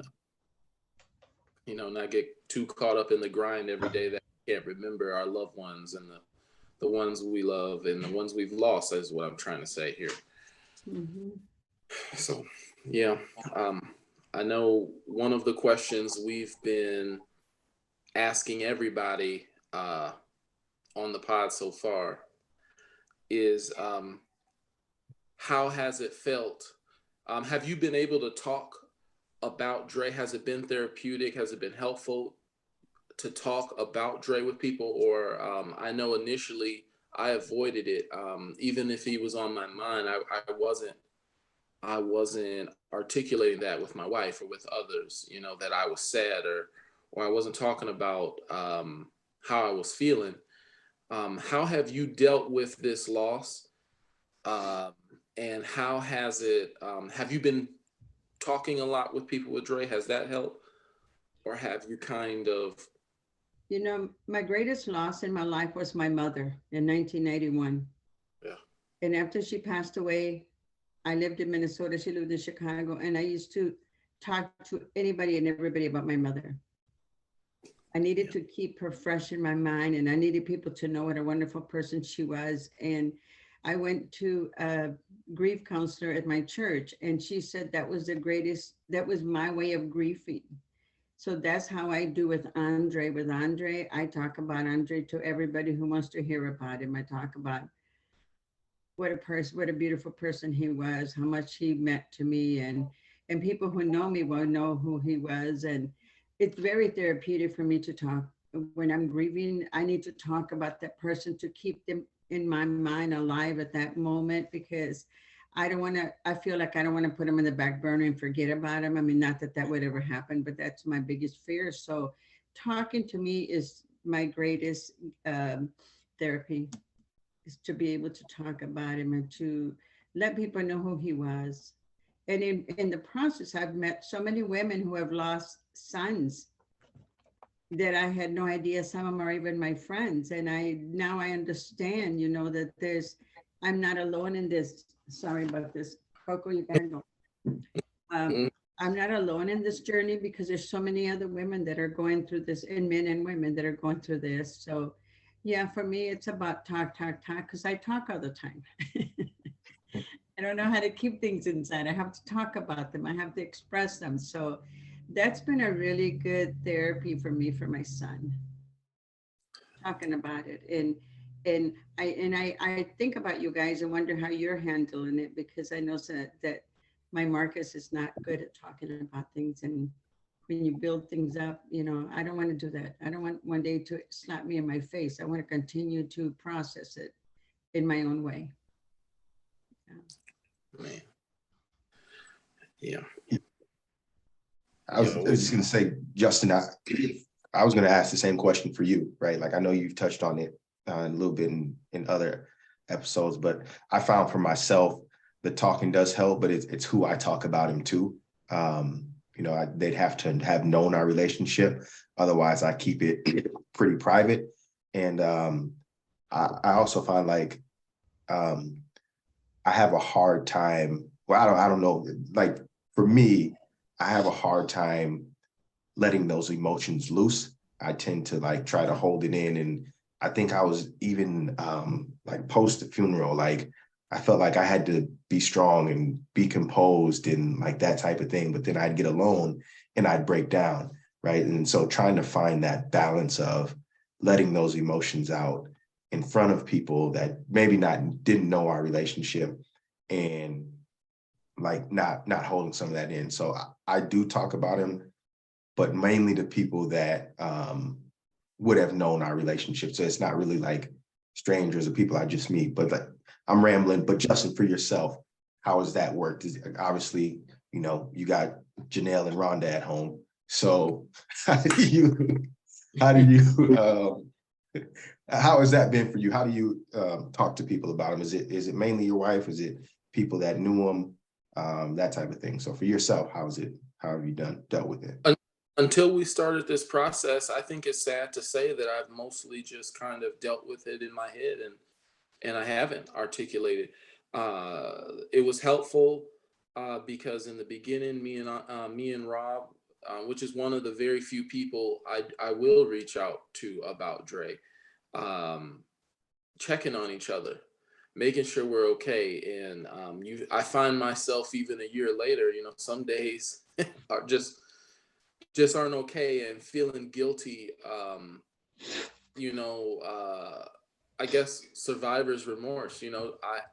Just going and doing something.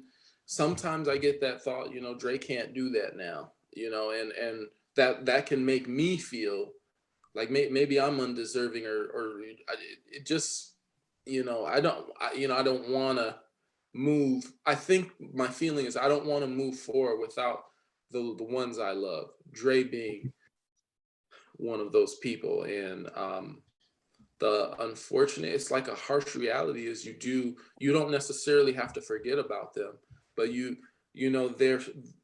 their end date happened and you've got to keep going. And there's something nasty, or maybe not nasty, but it's just it's a bad feeling.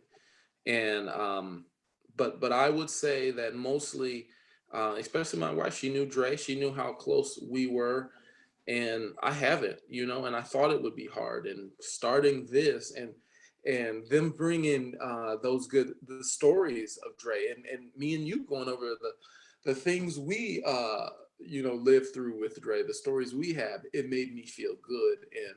And maybe it's silly, but I was very surprised.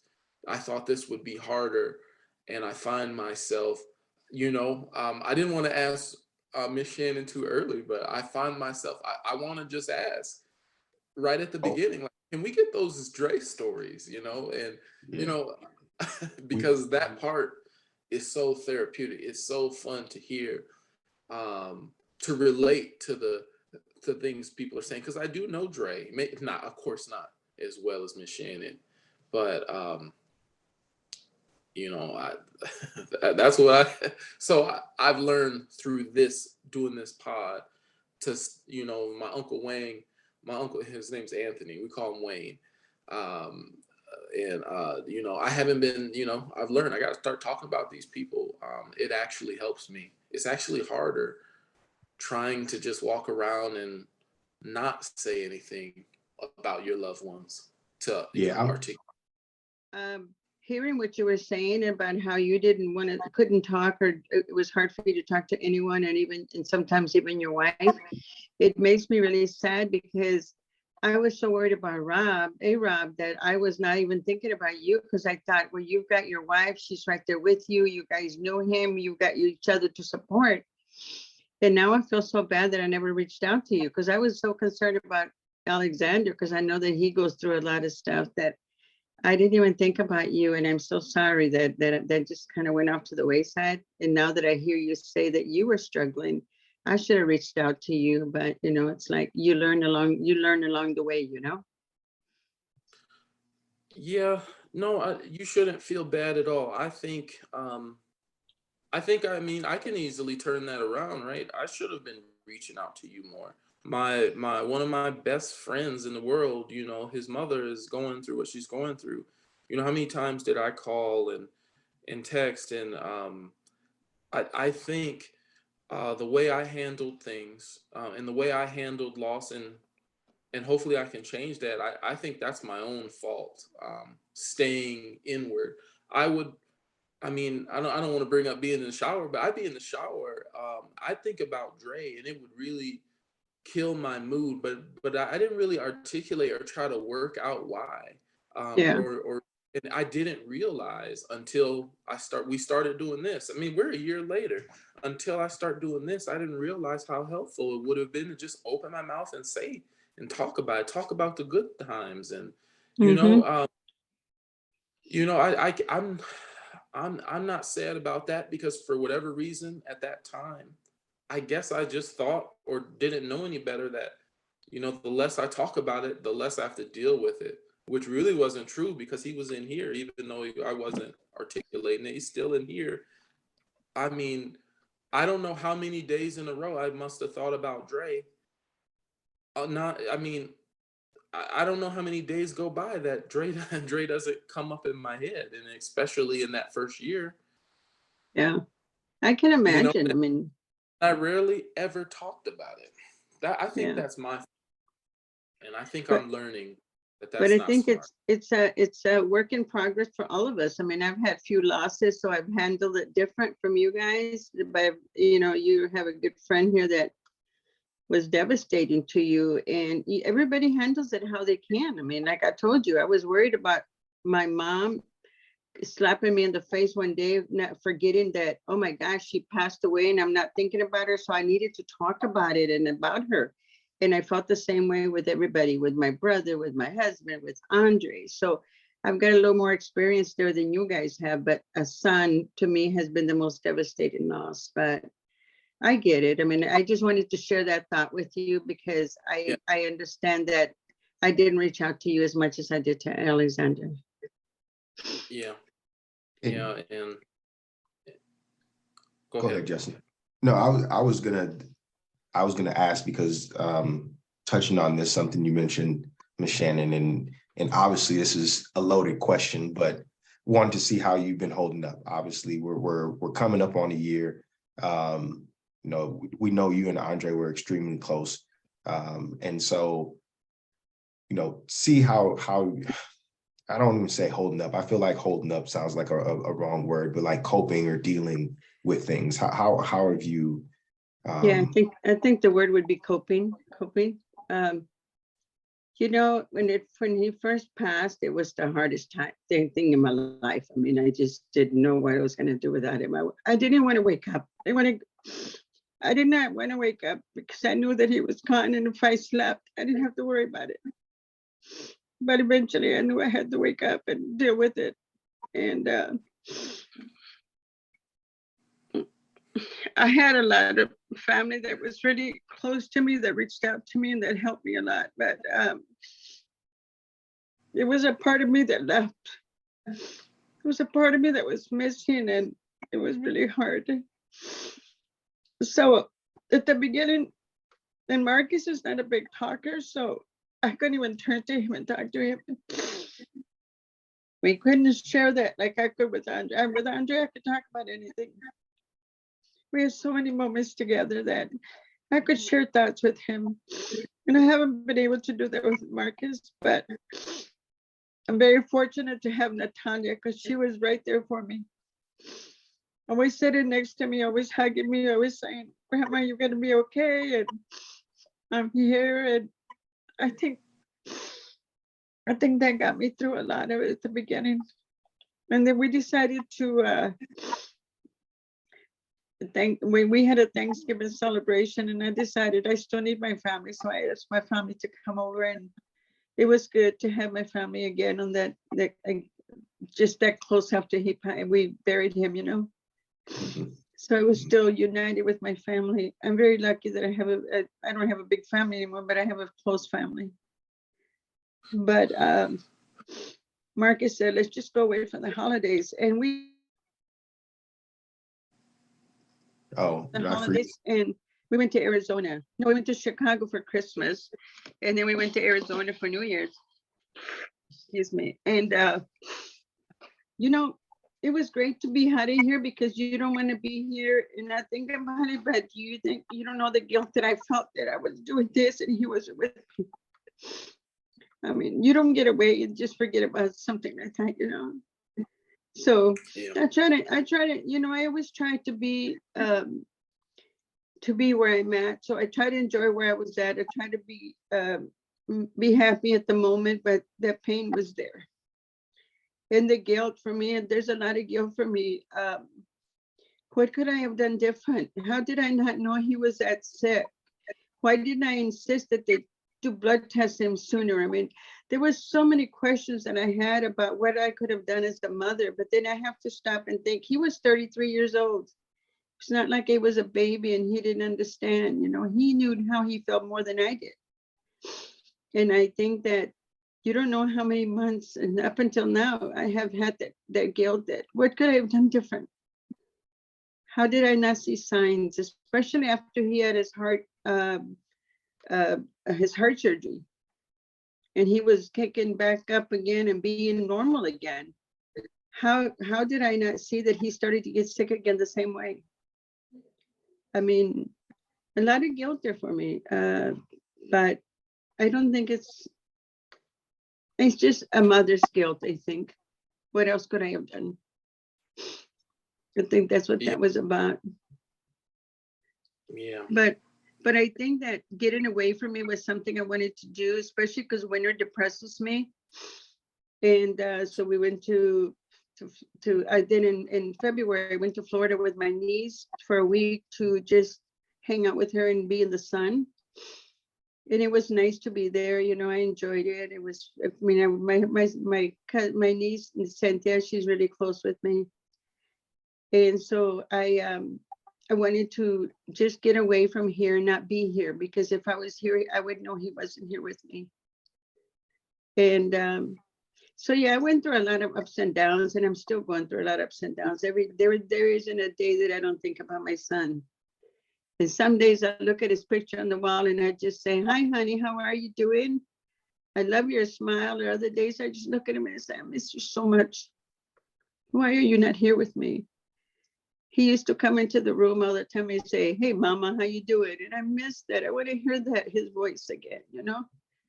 He was so funny. He would always say silly things to me. He would say, I would get up in the morning, my hair would be all up and sticking up and stuff. He goes, oh, lady, go comb your hair. You know, just funny things that he would say to me. He goes, oh, lady, have you looked at yourself in the mirror? But those are the little moments I miss about him, you know, or he'd get up and he'd say, hey, mama, what's for breakfast? You know, how about some chorizo and eggs? Or, you know, I mean, I miss that. I miss that about him. I miss waking up and seeing him, and I miss hugging my big boy, you know. He was really hugging me, you know. But I miss him so much. It's getting, I mean, it's not gonna get better for a long time, but it's not as painful now as it was. I can talk about it. I think if we'd have did this 6 months ago, I don't know that I could talk about it. It would have been too hard. And I want to celebrate him. I want to celebrate him and let people know what a beautiful person he was. And he had a heart of gold. Mm-hmm. He had his moments, but he also had his good heart. And there was so much to Andre that I didn't even know about him till after he passed, and all through his friends and family that I didn't even know about it, you know. Just he was secretive in that way. Yeah, we found out a lot when he passed. Remember, we were chatting about some things like, wait, what? I know, what? Really? For me, it was a good thing for me because I found out that he was close to his cousins in Chicago, not just Desiree and Yazi, because he was really close to Yazi. He was close to my nephews, and I didn't know that he had conversations with them on a going basis, and they talked about things they had interest in. That's what I love about him. He always found the interest in whoever he was with, and if he shared that interest, then he'd continue that conversation. He wouldn't just blow you off. He was not that type of person. He always felt like he wanted us to move to Chicago because he wanted to be close to his cousins. Because he has a lot of cousins here, but he's not close to them because they're on the Shannon side. They're kind of spread all over, but my family in Chicago have always been very united. So I think he misses that. He used to miss that a lot. And he would say, I remember one time he wanted to move to Chicago and live with Cynthia and just try living out there and see what that was like. And maybe I wish he'd have done that. Maybe it'd have been different. I don't know. But we don't know. There are a lot of those what ifs. What if I had done this different or that different or this or that? And like, would he still be here? Would that have affected the trajectory of things? And that is hard to, it just at all times, right? The what ifs that you kind of go through and ponder and like, how could I have changed or helped him do something different, right? Like if I had done something different, would he still be here? And that's the one thing, talk about stories, the one thing I was going to tell you is that Andre came to us 10 years after Marcus. There were 10 years in our lives when we only had one child. Then I had wanted 4 children and I didn't have but one, and I had already given up on having another baby when all of a sudden Marianne had Maxi, and I went home to visit Maxi, and I said, oh my God, I wish I had another baby. Boy, remember that saying, be careful what you wish for? 9 months later, there's Andre. Because him and Max are 9 months apart. And I was pretty excited, at the thought of having another child. When I was pregnant with Marcus, I knew the whole time I was pregnant, I wanted a girl. When I found out I was pregnant with Andre, there was never a question that he was a boy at all. I could feel that from day one, so I was really happy when we found out we were having another baby. And when he was born, man, he was the greatest gift of all. And I used to ask God, why am I having a baby so many years later? And after Nate and I, went our separate ways, and after Nate passed away, he was always with me. He was always at my side. He was with me until he passed. So at one night after he passed away, I laid in bed and I said, God sent him to me because he needed me to have him in my life. What would have happened to me if I'd only had Marcus and then Nate passes away and I'm by myself, with just Marcus. And so it was a gift that God gave us. Andre was my gift. And I remember when he was born, I told Nate I wanted to name him Miguel Antonio. And Nate goes, I don't want him to be Miguel. He goes, I don't want people to say, Miguel. He goes, no, let's call him Andre, like a man, Andre. And I said, okay. So that Nate named him Andre, and I kept the name Miguel because I still wanted Miguel. So that's how he got his name, Andre Miguel. I was going to say, you still got Miguel in there. So yeah, I still got one of my names in there, I never knew his middle name was Miguel. Yeah. Wow. Yeah, his middle name was Andre Miguel, or sometimes people would call him Miguel. Some people who were, knew that was his name. He could go incognito under Miguel. Remember, he was Papi and he was all those other names you guys mentioned. He could be Miguel Incognito when he was in the Dominican or in Puerto Rico. Yeah. wondering, so you talked about the difference in him kind of coming in 10 years later. Wonder if you can share some like stories from his younger days that we wouldn't have had, privy to know, or at this point even remembered, because I know like Andre and I connected very early on, and then there was a couple years where we didn't, and then reconnected after a football game. I just remember, like, there's so many like stories I have in my head, like you guys staying downtown. There was some place we went when you guys were staying downtown. They had, I just remember they had super good orange juice there at some like store downtown, like real close to where we live. But wondering if you could share just like some stories from his youth that we may not have known. Well, when we got married, we moved into Oak Grove Towers, downtown Minneapolis, and we lived there for 18 years because Nate's job was down the street and so was mine. So we had no reason to go into a home, and we had one son. And then when Andre came along, they shared a bedroom because we had the 2 bedrooms, and it was a great building. We had a big it was like a family building. That's where I met Aloyda and Mary and all of my friends. They all of them, some of them moved there, and then we became friends. Aloyda became Marcus's babysitter when I met her. So it was a connection for us in that building, and we had a party room, and I remember that we used that party room to you name it, we partied. We were the hosts of every party for the family. And my favorite party was when Andre turned 4 years old. He was all into the Ninja Turtles, and I hired a Ninja Turtle to come to his birthday party.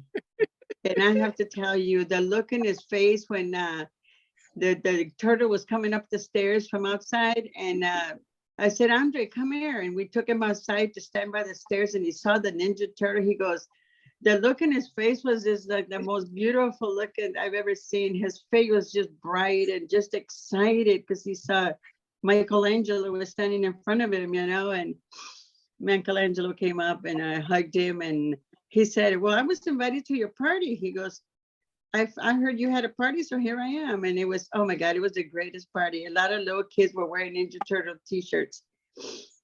I think he forgot that party for a long time. And I have a lot of pictures of that party. He was very, very close to me always. He was always attached to me. Anywhere I went, he was at my hip, He was my sidekick. And I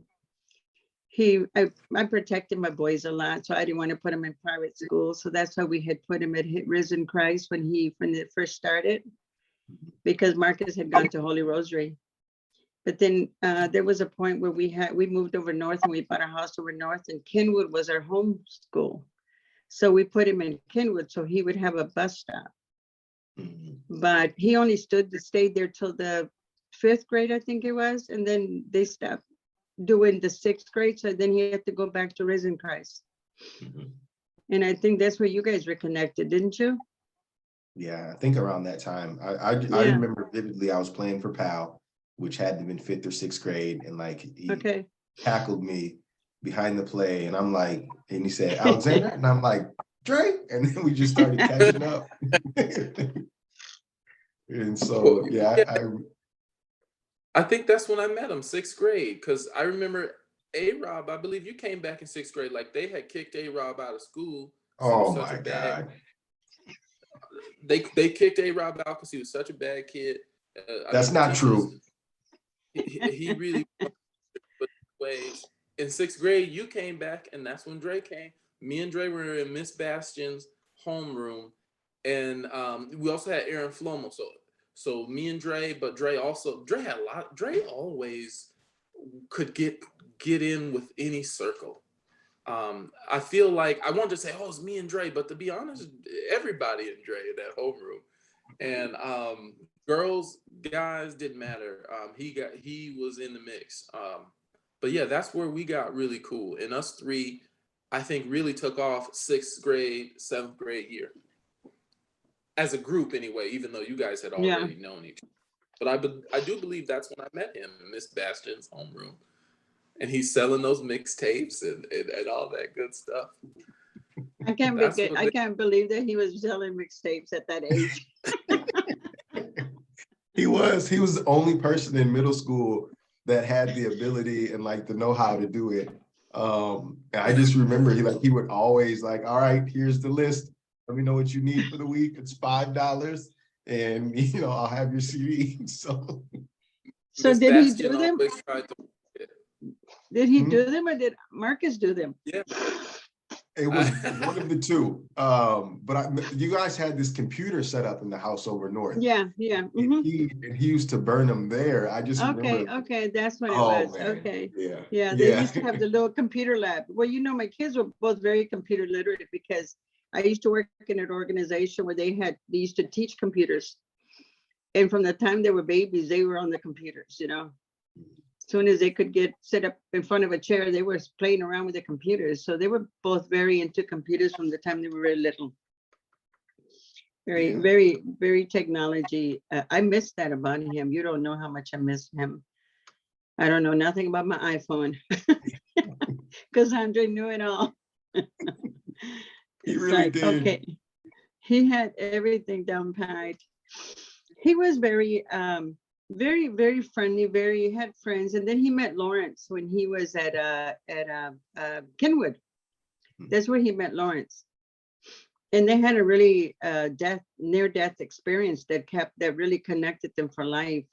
They went to a birthday party together, and there was a swimming pool, and Lawrence fell in the pool, and he didn't swim, and he almost drowned. And Andre was, my God, he was petrified for the whole week that he was in the hospital. Andre couldn't sleep or eat or whatever because he was worried about his friend, But he healed and he got well, but that connection kept them together forever.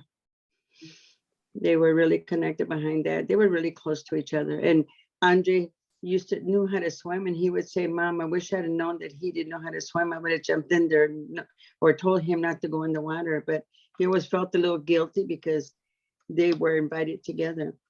And I just told him, I said, well, you can't carry that guilt with you, He's alive and everything is good. Yeah. Be thankful for that. So yeah, that was his connection with Lawrence, and then he made some friends when he was in high school at MTS. MTS, yeah. One of them was Justin and Sony. Mhm. We used to call him the White Justin because he was. I said he would talk about Justin and go, which Justin are you talking about? Black Justin or white Justin? He would say, oh, white Justin. And so you got two good friends that are Justins. Which one are you talking about when you're talking about Justin? But yeah, they and then they went to MCT together also. They went to school with him there. So he was connected with them as well. But he was a fun kid. I mean, he loved going home to Chicago for the holidays because he was with all his cousins. Him and his cousins, as long as my mom was, he died when my mom died when he was 3 years old. So he didn't get to experience a lot of my grandma, but he knew grandma because she came up here and stayed with us for a little bit when he was born. And, but he became very attached to my father. My father moved here about a year after my mother died. And he became my father's sidekick. Him and his grandpa were very close. And what's funny is my dad and I didn't get along. And it seems like through Andre, he just kind of transferred all that love that he probably couldn't give me because we were so ornery together that he just loved my son, So him and his grandpa were very close. He loved his grandpa. He wanted to be around him all the time. He used to live with Marianne, so he hung out with Maxi and Raymond and Grandpa all the time. He was great. My dad was loved by everybody in the neighborhood, But yeah, he had his connection with his grandfather, and I'm so glad because Nate's parents had passed, and so had my mom. So he was fortunate to have my dad to call a grandparent, and that helped him a lot. He listened to my dad's stories. My dad told stories. And you know how older people are, the more they tell, the longer they get and the crazier they get. And he would believe every story Grandpa would tell him. And I would say, Grandpa, I don't remember the story being that way. And he goes, yes, that's how it is. He goes, Mom, you don't know. Grandpa knows. Oh, okay. He would always defend his grandfather. But yeah, he was not a very happy kid. He was very, very close to him. We had a close-knit family. Yeah. You know, he played football for a few years. Marcus played football. So him and Marcus were not really connected because they were 10 years apart. Marcus was already 10 when he was born. You know, Yeah. so there was a big gap there. And then Marcus turns 13 and he's only 3, you know, I mean, it's a big gap. Yeah. It was, and I never wanted to have children to be that far apart. I wanted my children to be close to each other so they could have each other. And I feel sad about that because that's not what I wanted. I came from a family of 10 where 8 kids were one after the other, you know, and I wanted that for my family, but that didn't happen. But yeah, he was I still believe to this day, he was my gift from God. I was given another chance to be a parent again and to have somebody to be with me. It's fun, not funny that you say that, but the age difference between Andre and Marcus, as I'm thinking about it, I think all 3 of us have that somewhat in common. Justin, I don't know how far apart you and your brother are age-wise. 8 years younger than my oldest brother, and about 8. Forgive me, I never remember little Jesse's age, but he's about 8 years behind me. And the only time we even spend together, me and my little brother, is playing video games online. And I bought that PS5, and part of the reason was, you know, otherwise I don't know when we would get to talk. It's pretty sad. I wish we could bottle what Miss Shannon and her family has, and actually to some degree what ARob has with his family. I wish I could bottle that and just, you know, sell it to my family members for $1 or something. Yeah. For $1. For $1. Make some money. Give him a discount. Give him a 50-cent discount.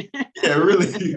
No, but I was just, the similarities there, right? Because my brother is 7 years older than me, but all of us have those older siblings that are kind of outside that age range where, like, obviously their lives were shifting as we were coming of age, but just kind of those similarities between all 3 of us. And is that something that kind of brought us together? But just curious, like, if there's any other stories you want to share about Andre growing up.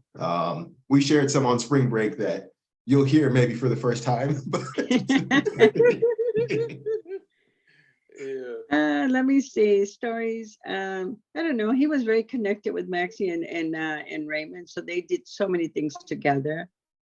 He will tell you the story about how my dad and I and Marianne, I don't know if he ever told you that, we would go to the casino and we would leave the 3 kids in the car and say, okay, 4 of them, because Marcus was little still. We'd say, you guys have to sit in the car and we'll be back in a few minutes. Now, if anybody comes, just put your head down.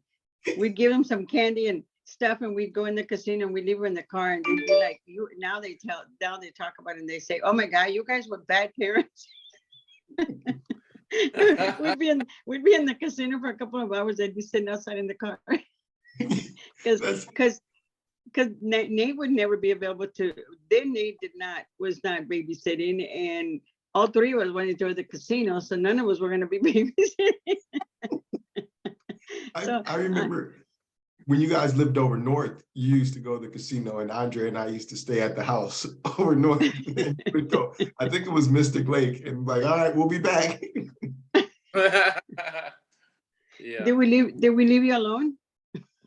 I think so. And somebody may have been there, but like we were so ingrained in whatever that we probably weren't paying attention. So well, you guys had each other. Yeah, when Mystic Lake opened, I mean, that was like 30 years ago. And we were used to go all the time, you know, and then after a while I just gave it up. I wasn't interested in it anymore. I do go once in a while now, but yeah, they can tell you some stories. Then they opened up Playworks, which was like a daycare. So then it worked perfect because they had computers, they had games, they had everything. So we'd go put them in there. But of course, our time in the casino would have to get cut because we had to pay per hour. But at least they were doing something fun, you know. Then they wanted to go to the casino. But yeah, those were funny days. I think for me, stories with him is when the first time he started thinking about dating girls. I had never heard him about. We didn't talk a lot about him and girls a lot. I think Sierra was one of the first girlfriends that I knew of, and that was in high school. And that was when he was in high school. But other than that, I don't know. I don't remember too many of his friends and girlfriends. I remember them when he was older, you know. All the girls at the college used to say, "Oh my God, your son is so handsome," and this and that. And I'm like, okay, what else? And that's where he met Denise at the college. So then he broke up with Cece before they after high school, and then when he was in college, he met Denise. But you know, he really embraced the Latino club at the college, because I was the director of the Latino club, and he would come to all the meetings. He met all the people, so he became very connected with the Latino community there. And he was part of all the events that we did. He hated Cinco de Mayo because it always affected his birthday. Yeah. He would always say, "Why does my Cinco de Mayo have to come before my birthday?" So I'm sorry, son, but guess what? We're going downtown to St. Paul to the parade, okay? So I'd fit him into the activity so he could be there part of the event the day of his birthday. They did all this for you, Andre. I know, look at this parade is all for you. But I was very blessed to be able to give him a lot more of the Latino experience with him than I did with Marcus. So with him, it was a lot more connection there. And he had a great love for his heritage, you know. I mean, I'm not saying Marcus doesn't, but he wasn't as connected to it as other than my family as Andre was outside. Yeah. But he made a lot of friends at the college that connected him to that. And I'm really happy about that. I used to love the fact that he embraced that. It used to make me really happy. We did give him a hard time when we went to Puerto Rico and he didn't speak fluent Spanish. And we were trying to translate stuff like, come on, Andre. And you told me the story about, when he pretended like he knew what he was talking about. Well, he said, "Hey, if we need directions or something and we need to speak to people, I got y'all." So we asked these girls for direction, this group of people, and they started talking. And one after the other, we look at Dre, and Dre looks at us. I don't know. Oh, that was so funny. Man, we had so many fun times. Yeah. I'm so glad you guys were in his life, because you made his life really a happy life, you know. He spent a lot of, I mean, I'm not gonna say it was all good with him. I mean, Andre had a lot of depression. You know, he was 10 years old when he came to me one day. I never forget that day. I came home from the grocery store. Nate and I had just walked in, and he was walking around pacing, and then he sat in the dining room, and we were over north. He said, "Mom, I need to go talk to somebody." And I said, "Why, honey?" I said, "Somebody like what?" He goes, "My mind is racing all the time and doesn't stop. And I'm thinking all the time." I said, "Oh, how long has this been going on?" He goes, "It just goes on and on." I said, "Oh my God." I said, "Honey, I'm going to get an appointment for you right away." And the next day I called the clinic and I said I needed a mental health appointment for him. It's the first time he went to therapy. And everybody says he was very articulate to be able to ask for help at that age for that kind of need, because most kids probably wouldn't even know what was going on. But he came to me and he said, I need to talk to someone. And I would go to the sessions with him, and he was so cute. He loved being in the sessions because he was able to talk about what he was feeling with his doctor. And she was really good for him. And he would walk into the door, and the lady had a couch and had a chair, and then she had some little animals on the couch. He would lay on the couch with his feet up and put the little animal under his head, and he goes, "Okay, doctor, start talking." and the doctor would laugh. I said, "My son's a little too comfortable in your office." It was funny that way. You know how he does things that were just funny out of nowhere. I would sit there and go, where does he get these things? He would just lay there and tell the doctor, okay, start talking. But he did really well with her. She helped him get through some of his anxiety, and I didn't know at the time it was depression. I thought it was a lot of, but I think he had a lot of anxiety. I don't know where it stemmed from, but he had anxiety. And so I saw him suffer through that a lot. It was really hard for me to see him suffer like that, because mental illness is so hard. I mean, I have depression and learned it, by going to the doctor that I had it, but I took medication for it. So I take care of things, so I took care of it. And with him, it was hard because he didn't want to take medication for it. He wanted to do alternative. He wanted to do other things. He wanted to do meditation and yoga, but it wasn't enough for him. He needed to have more. And I would tell him, I said, honey, depression is a chemical imbalance in your system. It's in your brain. It's not something that you can just forget and pretend like it's not there, but it can be fixed. And I think a lot of people think that I use the word depression very freely because it's very real. And some people choose not to even think about it. But I think the sooner you look at it and get care for it, the better for you. And I believe that a lot of his ups and downs were due to his depression. And maybe him not taking care of himself, maybe him not pushing fast enough to go see the doctor about what was going on. And then I just feel that was a really heavy load on him. And then he was really hurting after his dad passed away. He missed his dad so much. His dad died in 2016, and leading up to his death was very hard for Andre. He had a tough time with that. When we lived over north, he chose to stay with his dad on weekends because he wanted to take care of his dad. He always felt like he needed to be there for his dad and take care of him because he felt like his dad's drinking was going to be unhealthy for him. And, it was like a 10, 11-year-old son trying to pretend like he has to take care of his dad. That was not a good thing.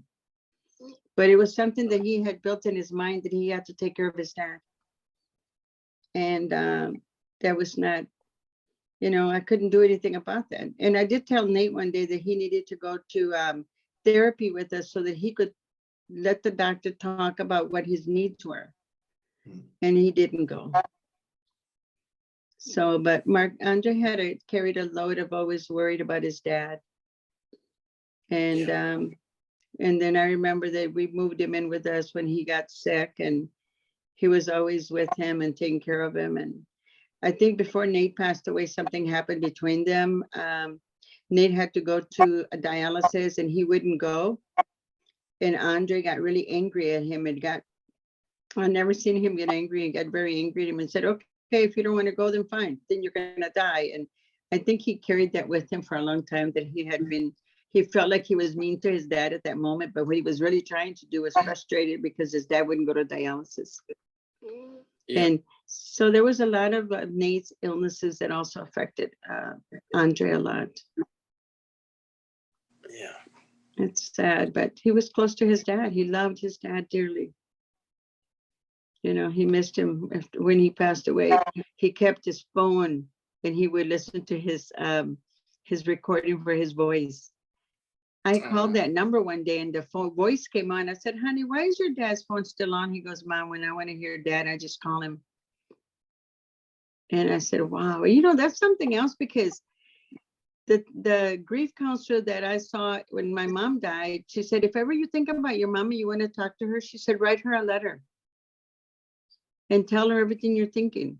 And I think for him, calling his dad, maybe he left a message for him, I don't know, but calling his dad helped him to hear his voice.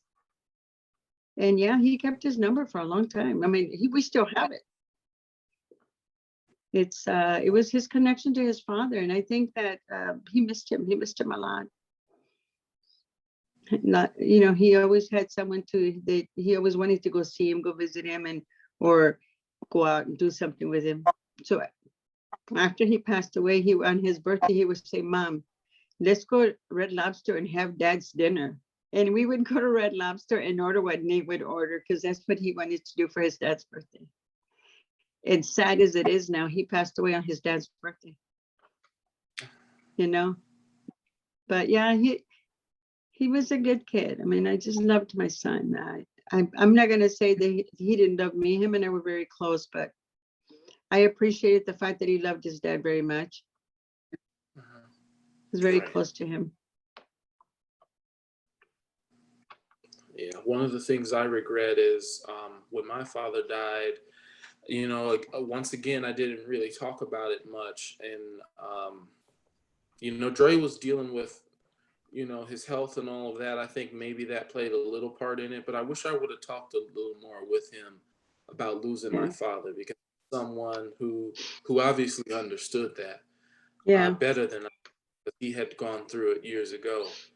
It's always something I regret. Me and Dre really didn't get to talk a bunch about it more in depth about that. Just he and I think we might have touched it on a episode of the podcast. I'm not absolutely sure, but because my dad was sick for about a year before he passed, you know, before he had stage 4 cancer.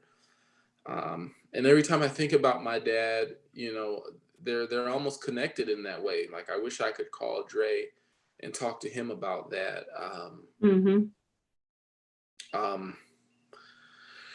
And I didn't, because when I've lost, I've kept it to myself. But this is how you learn. This is what moving forward, you learn about how you handle it and learn from it and get help if you need to, or talk about it or reach out. It's all part of our experience in life, you know. Yeah. I tell you, you know, I don't know why therapy can be such a bad word in my community.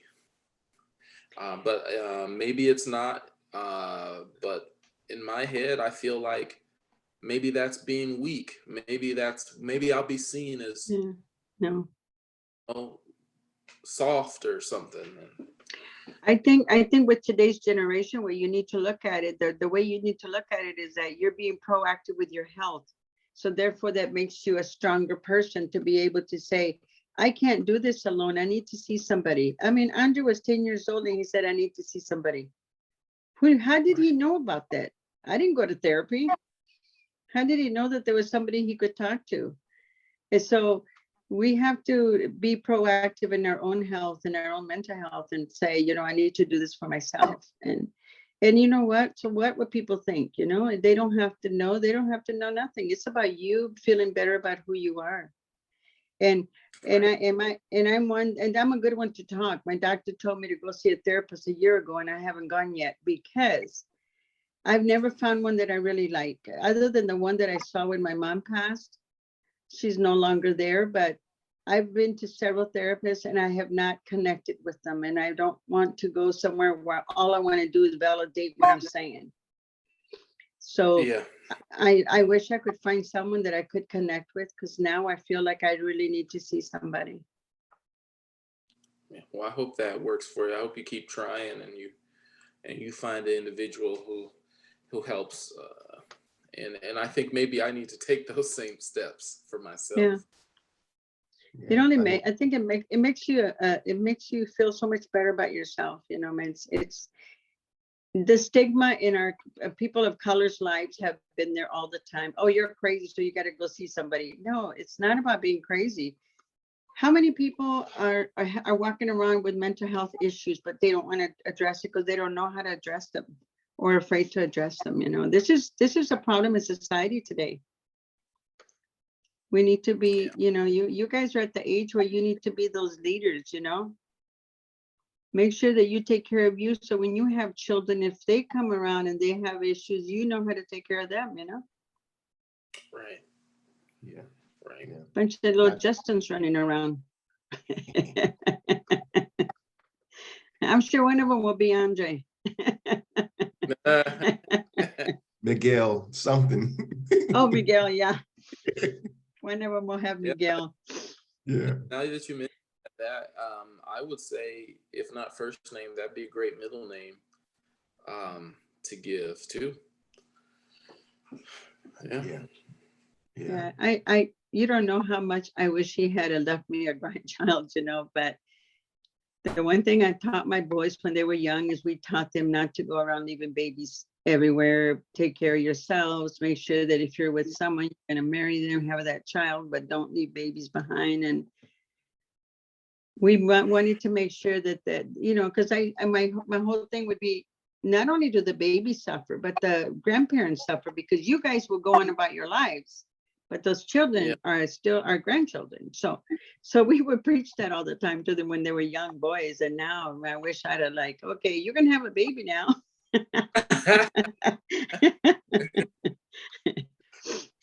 Starting to press up on him a little bit. All right, it's time. I need a grandchild. I think Marcus was 30 when he had Natalia. Yeah. So I think it was about time then. Yeah, and I think our niece is around the same age too. Yeah. She's freshman, right? Freshman high school. Yeah. Where is she? Oh, is she the one that's in Boston? Baltimore. Baltimore. She moved in Baltimore. Yeah. She's at Wayzata High. A huge school.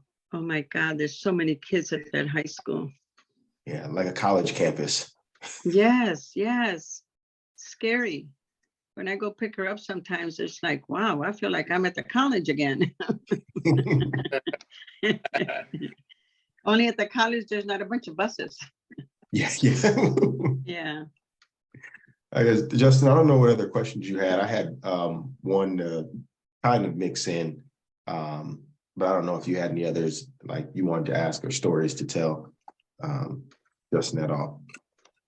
Oh no, I appreciate the stories she did tell, and I hope she enjoys the stories Maxi and we told. When we put this out. Yeah. I look forward to seeing that. You asked earlier. Oh, you have another question for me? Yeah, no, but go ahead if you have one, because my next one was going to be how would you want people to remember your son? Kind of as we look out, how would you want people to remember him? But if you have something else, go touch on that first. No, that's what I was going to say. What's the next question to lead on to? I want people to remember Andre as a very loving, caring, real genuine person. I do know that my son had his moments and he had his attitudes. As a mom, I know them all. But when you find out, when he was your friend, your true friend, he was a friend for life. You could count on him. You could always know that he was going to be there for you. And even with me, anytime that I really depended on him to be there for me, he was there for me. He was very, he loved children. So Lawrence's daughter is his goddaughter, and Maxi's daughter is his goddaughter too. And I guess Maxi told me that they had talked about him also being Anthony's godfather. He loved her kids, he loved kids, and he was very good. I mean, this big giant guy was so gentle with these babies. I remember when he carried Jayla, and I was there in the room with him. He was this big old tall guy and this tiny baby in his hands, and he was just so gentle with her. And he just loved him. He loved babies. He was, I just know that he would have made a great father for one day. He would have been a great father. And I think he would have also made a great husband for someone, because he's very true to himself and very true to the person he's with. If that's the person. I really thought at one point that him and Denise would have definitely gotten married, but that didn't happen. I don't know what happened there, but wasn't meant to be. But he was very happy when he was with her. It's a very happy time for him. I saw him really shine. I saw him go out and dance, and a lot of salsa music. He would be at home and he'd say, "Mom, show me how to do salsa dancing." So I'd be walking around, running around the kitchen, showing him how to do salsa. But I want them to remember him as this very genuine man that just had a big heart. Yeah. He was very loving, very, like I said, very kind. I mean, he was like a big teddy bear. Mhm. I remembered he would just come into my room and say, "Can I lay down with you?" I'm like, "Okay, let me roll over and give you room," you know. But that was my love that I had for him. You know, he knew he could come and lay down next to me from the time he was a baby to the time he was 33. He knew he could come find comfort with me, and I was there for him. So I worried a lot about him, but I miss him so. I would love to have those worries to this day just because I would want him here with me. And but I do believe that it took me a long time to understand this, but I believe that God has a plan for all of us. And I think God wanted his son back, and he wanted to take him from his suffering, whatever that was, you know, because I'm sure he suffered. Mental health is a very suffering disease. If you're not happy and you're not sharing with people, I mean, that's really hard. And I know he wanted to be happy. He wanted, he would love to have been having a partner with him and be happy. So I just want him to be remembered as this great person that anybody could love him. You know, he made friends everywhere. He was so friendly. He was very friendly everywhere he went. And that infectious smile of his, people could see him across the room and see him smile, and right away they could make them happy. You could walk in a room and that smile, flash that smile, and he was done.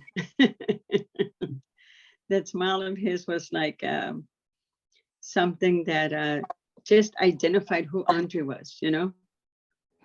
And If you that saw, laugh. oh, and the laugh, yes, that giggle that he had.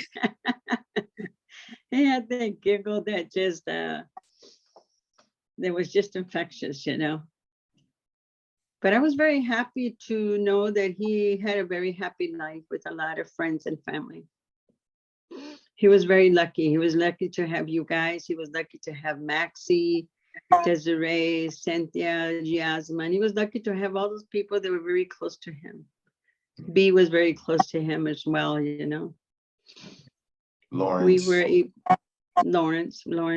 It was him and Lawrence had an interesting kind of relationship. But it was a good relationship. He was very happy when Lawrence met Jasmine. He said Jasmine was the best thing that could have happened to Lawrence. And I was happy to hear that, because I always was to worry about Lawrence too.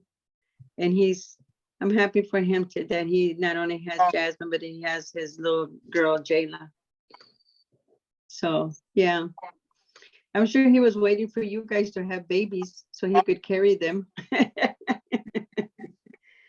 You were too slow. Yeah, parents, constantly remind us of that. And Alexander, I don't know what we're gonna do with you. Justin keeps telling people that I'm gonna be a stepfather, so. Yeah. Oh, okay. So that's not gonna happen, but. He's a good stepfather, and if he keeps waiting longer, he'll have no choice. It all comes in time. It all comes in time. I know. I mean, we can talk about it, laugh about it, but the right time and the right person's gonna come along. Yeah. Yeah, so, I'm waiting. I said I'll take this year. I'm gonna work on myself.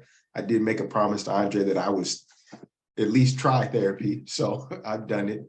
I'm in it, I should say. And then I said in 2023, and I'll step back into the dating scene and kind of figure out what's out there for me, but not this year. I'm glad. I'm glad to hear that did therapy, or you're doing therapy. I'm glad to hear that. Yeah. Because I remember he would come out of the room after have been on the phone for you for an hour, and he goes, "Mom, I should charge these people by the hour." Goes, I've been in therapy with Alexander for an hour. And I was just laughing at him. I go, "Oh my God." I said, I'm sure he was in therapy with you too. Yeah, a He ton was, of but combos. it was funny because he did that to a lot of people. Now he could talk to people, hear them out, and listen and give advice. He could do so much for people, Mhm. and not for himself. I mean, it's just like, wow, it was a gift that he had also. Yeah. But I know that in my life, I know I'm always going to have you guys, that are always going to have that remind me of him and who he was. And wherever you move, wherever you're at, I know you're going to be there, Mhm. It's a connection for life, Mhm. Mhm. But yeah, that's how I want people to remember my son. He was just a very great, loving person. And I don't think that he would hurt people intentional. Mhm. I don't think he ever did anything intentional to people. He did have a stubborn side to him. It's the But then- Taurus in us. I was gonna say, but then that's the Taurus and him. And you can share that, right? Because you're a Taurus. Yeah, yeah. Oh, I But guess I don't know. how- No, sorry, go ahead. I just want to say, in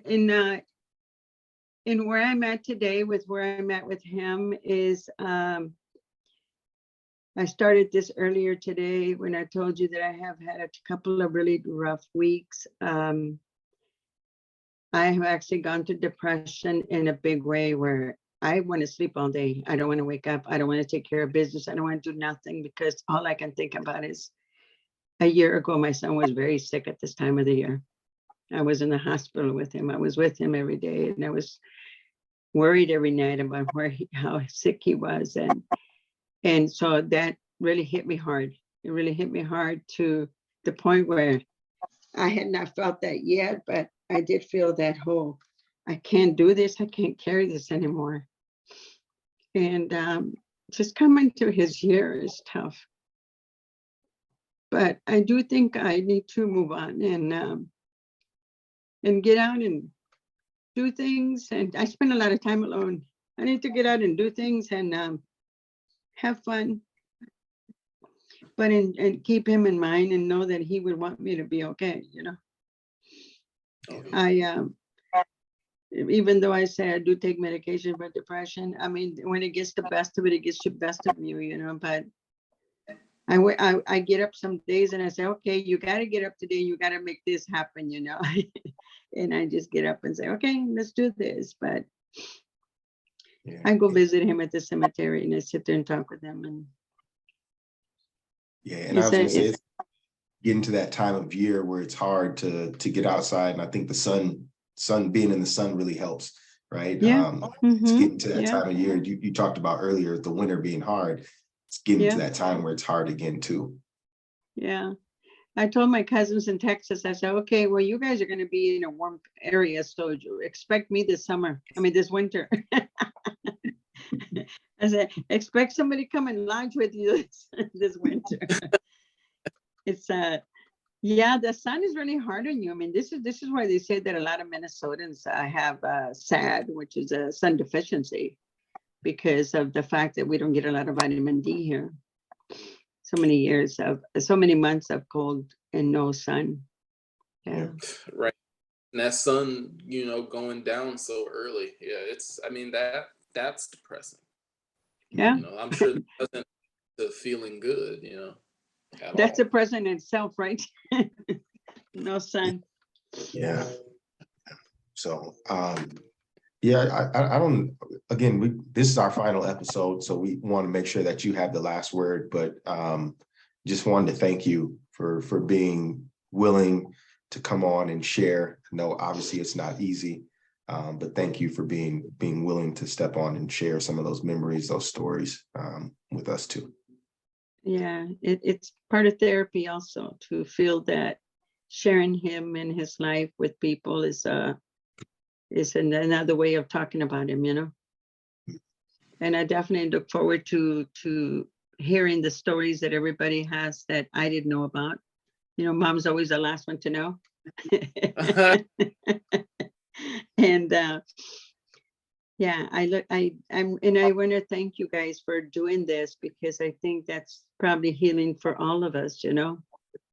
And it's not, I don't want to see it as a final. It's not a final. It's just like we're attributing this to my son, his life. This is a celebration of his life. And we're moving on, but we're still keeping him in our heart, you know? I don't know about you guys, but when I listen to some of those podcasts, I do it for therapy. I do it so I can see his face and hear his laugh and see his smile and at the things that you guys talked about. And like I mentioned to Alexander earlier in an email, is I was very excited that you guys did this podcast from the perspective of 3 young Black men, you know, that could talk about their perspectives and their lives and share with other people. Because one of the things that hurts this country so much is a lot of young Black men are being lost in the shuffle, and we need to make sure that we do positive things that will also help other young men coming up.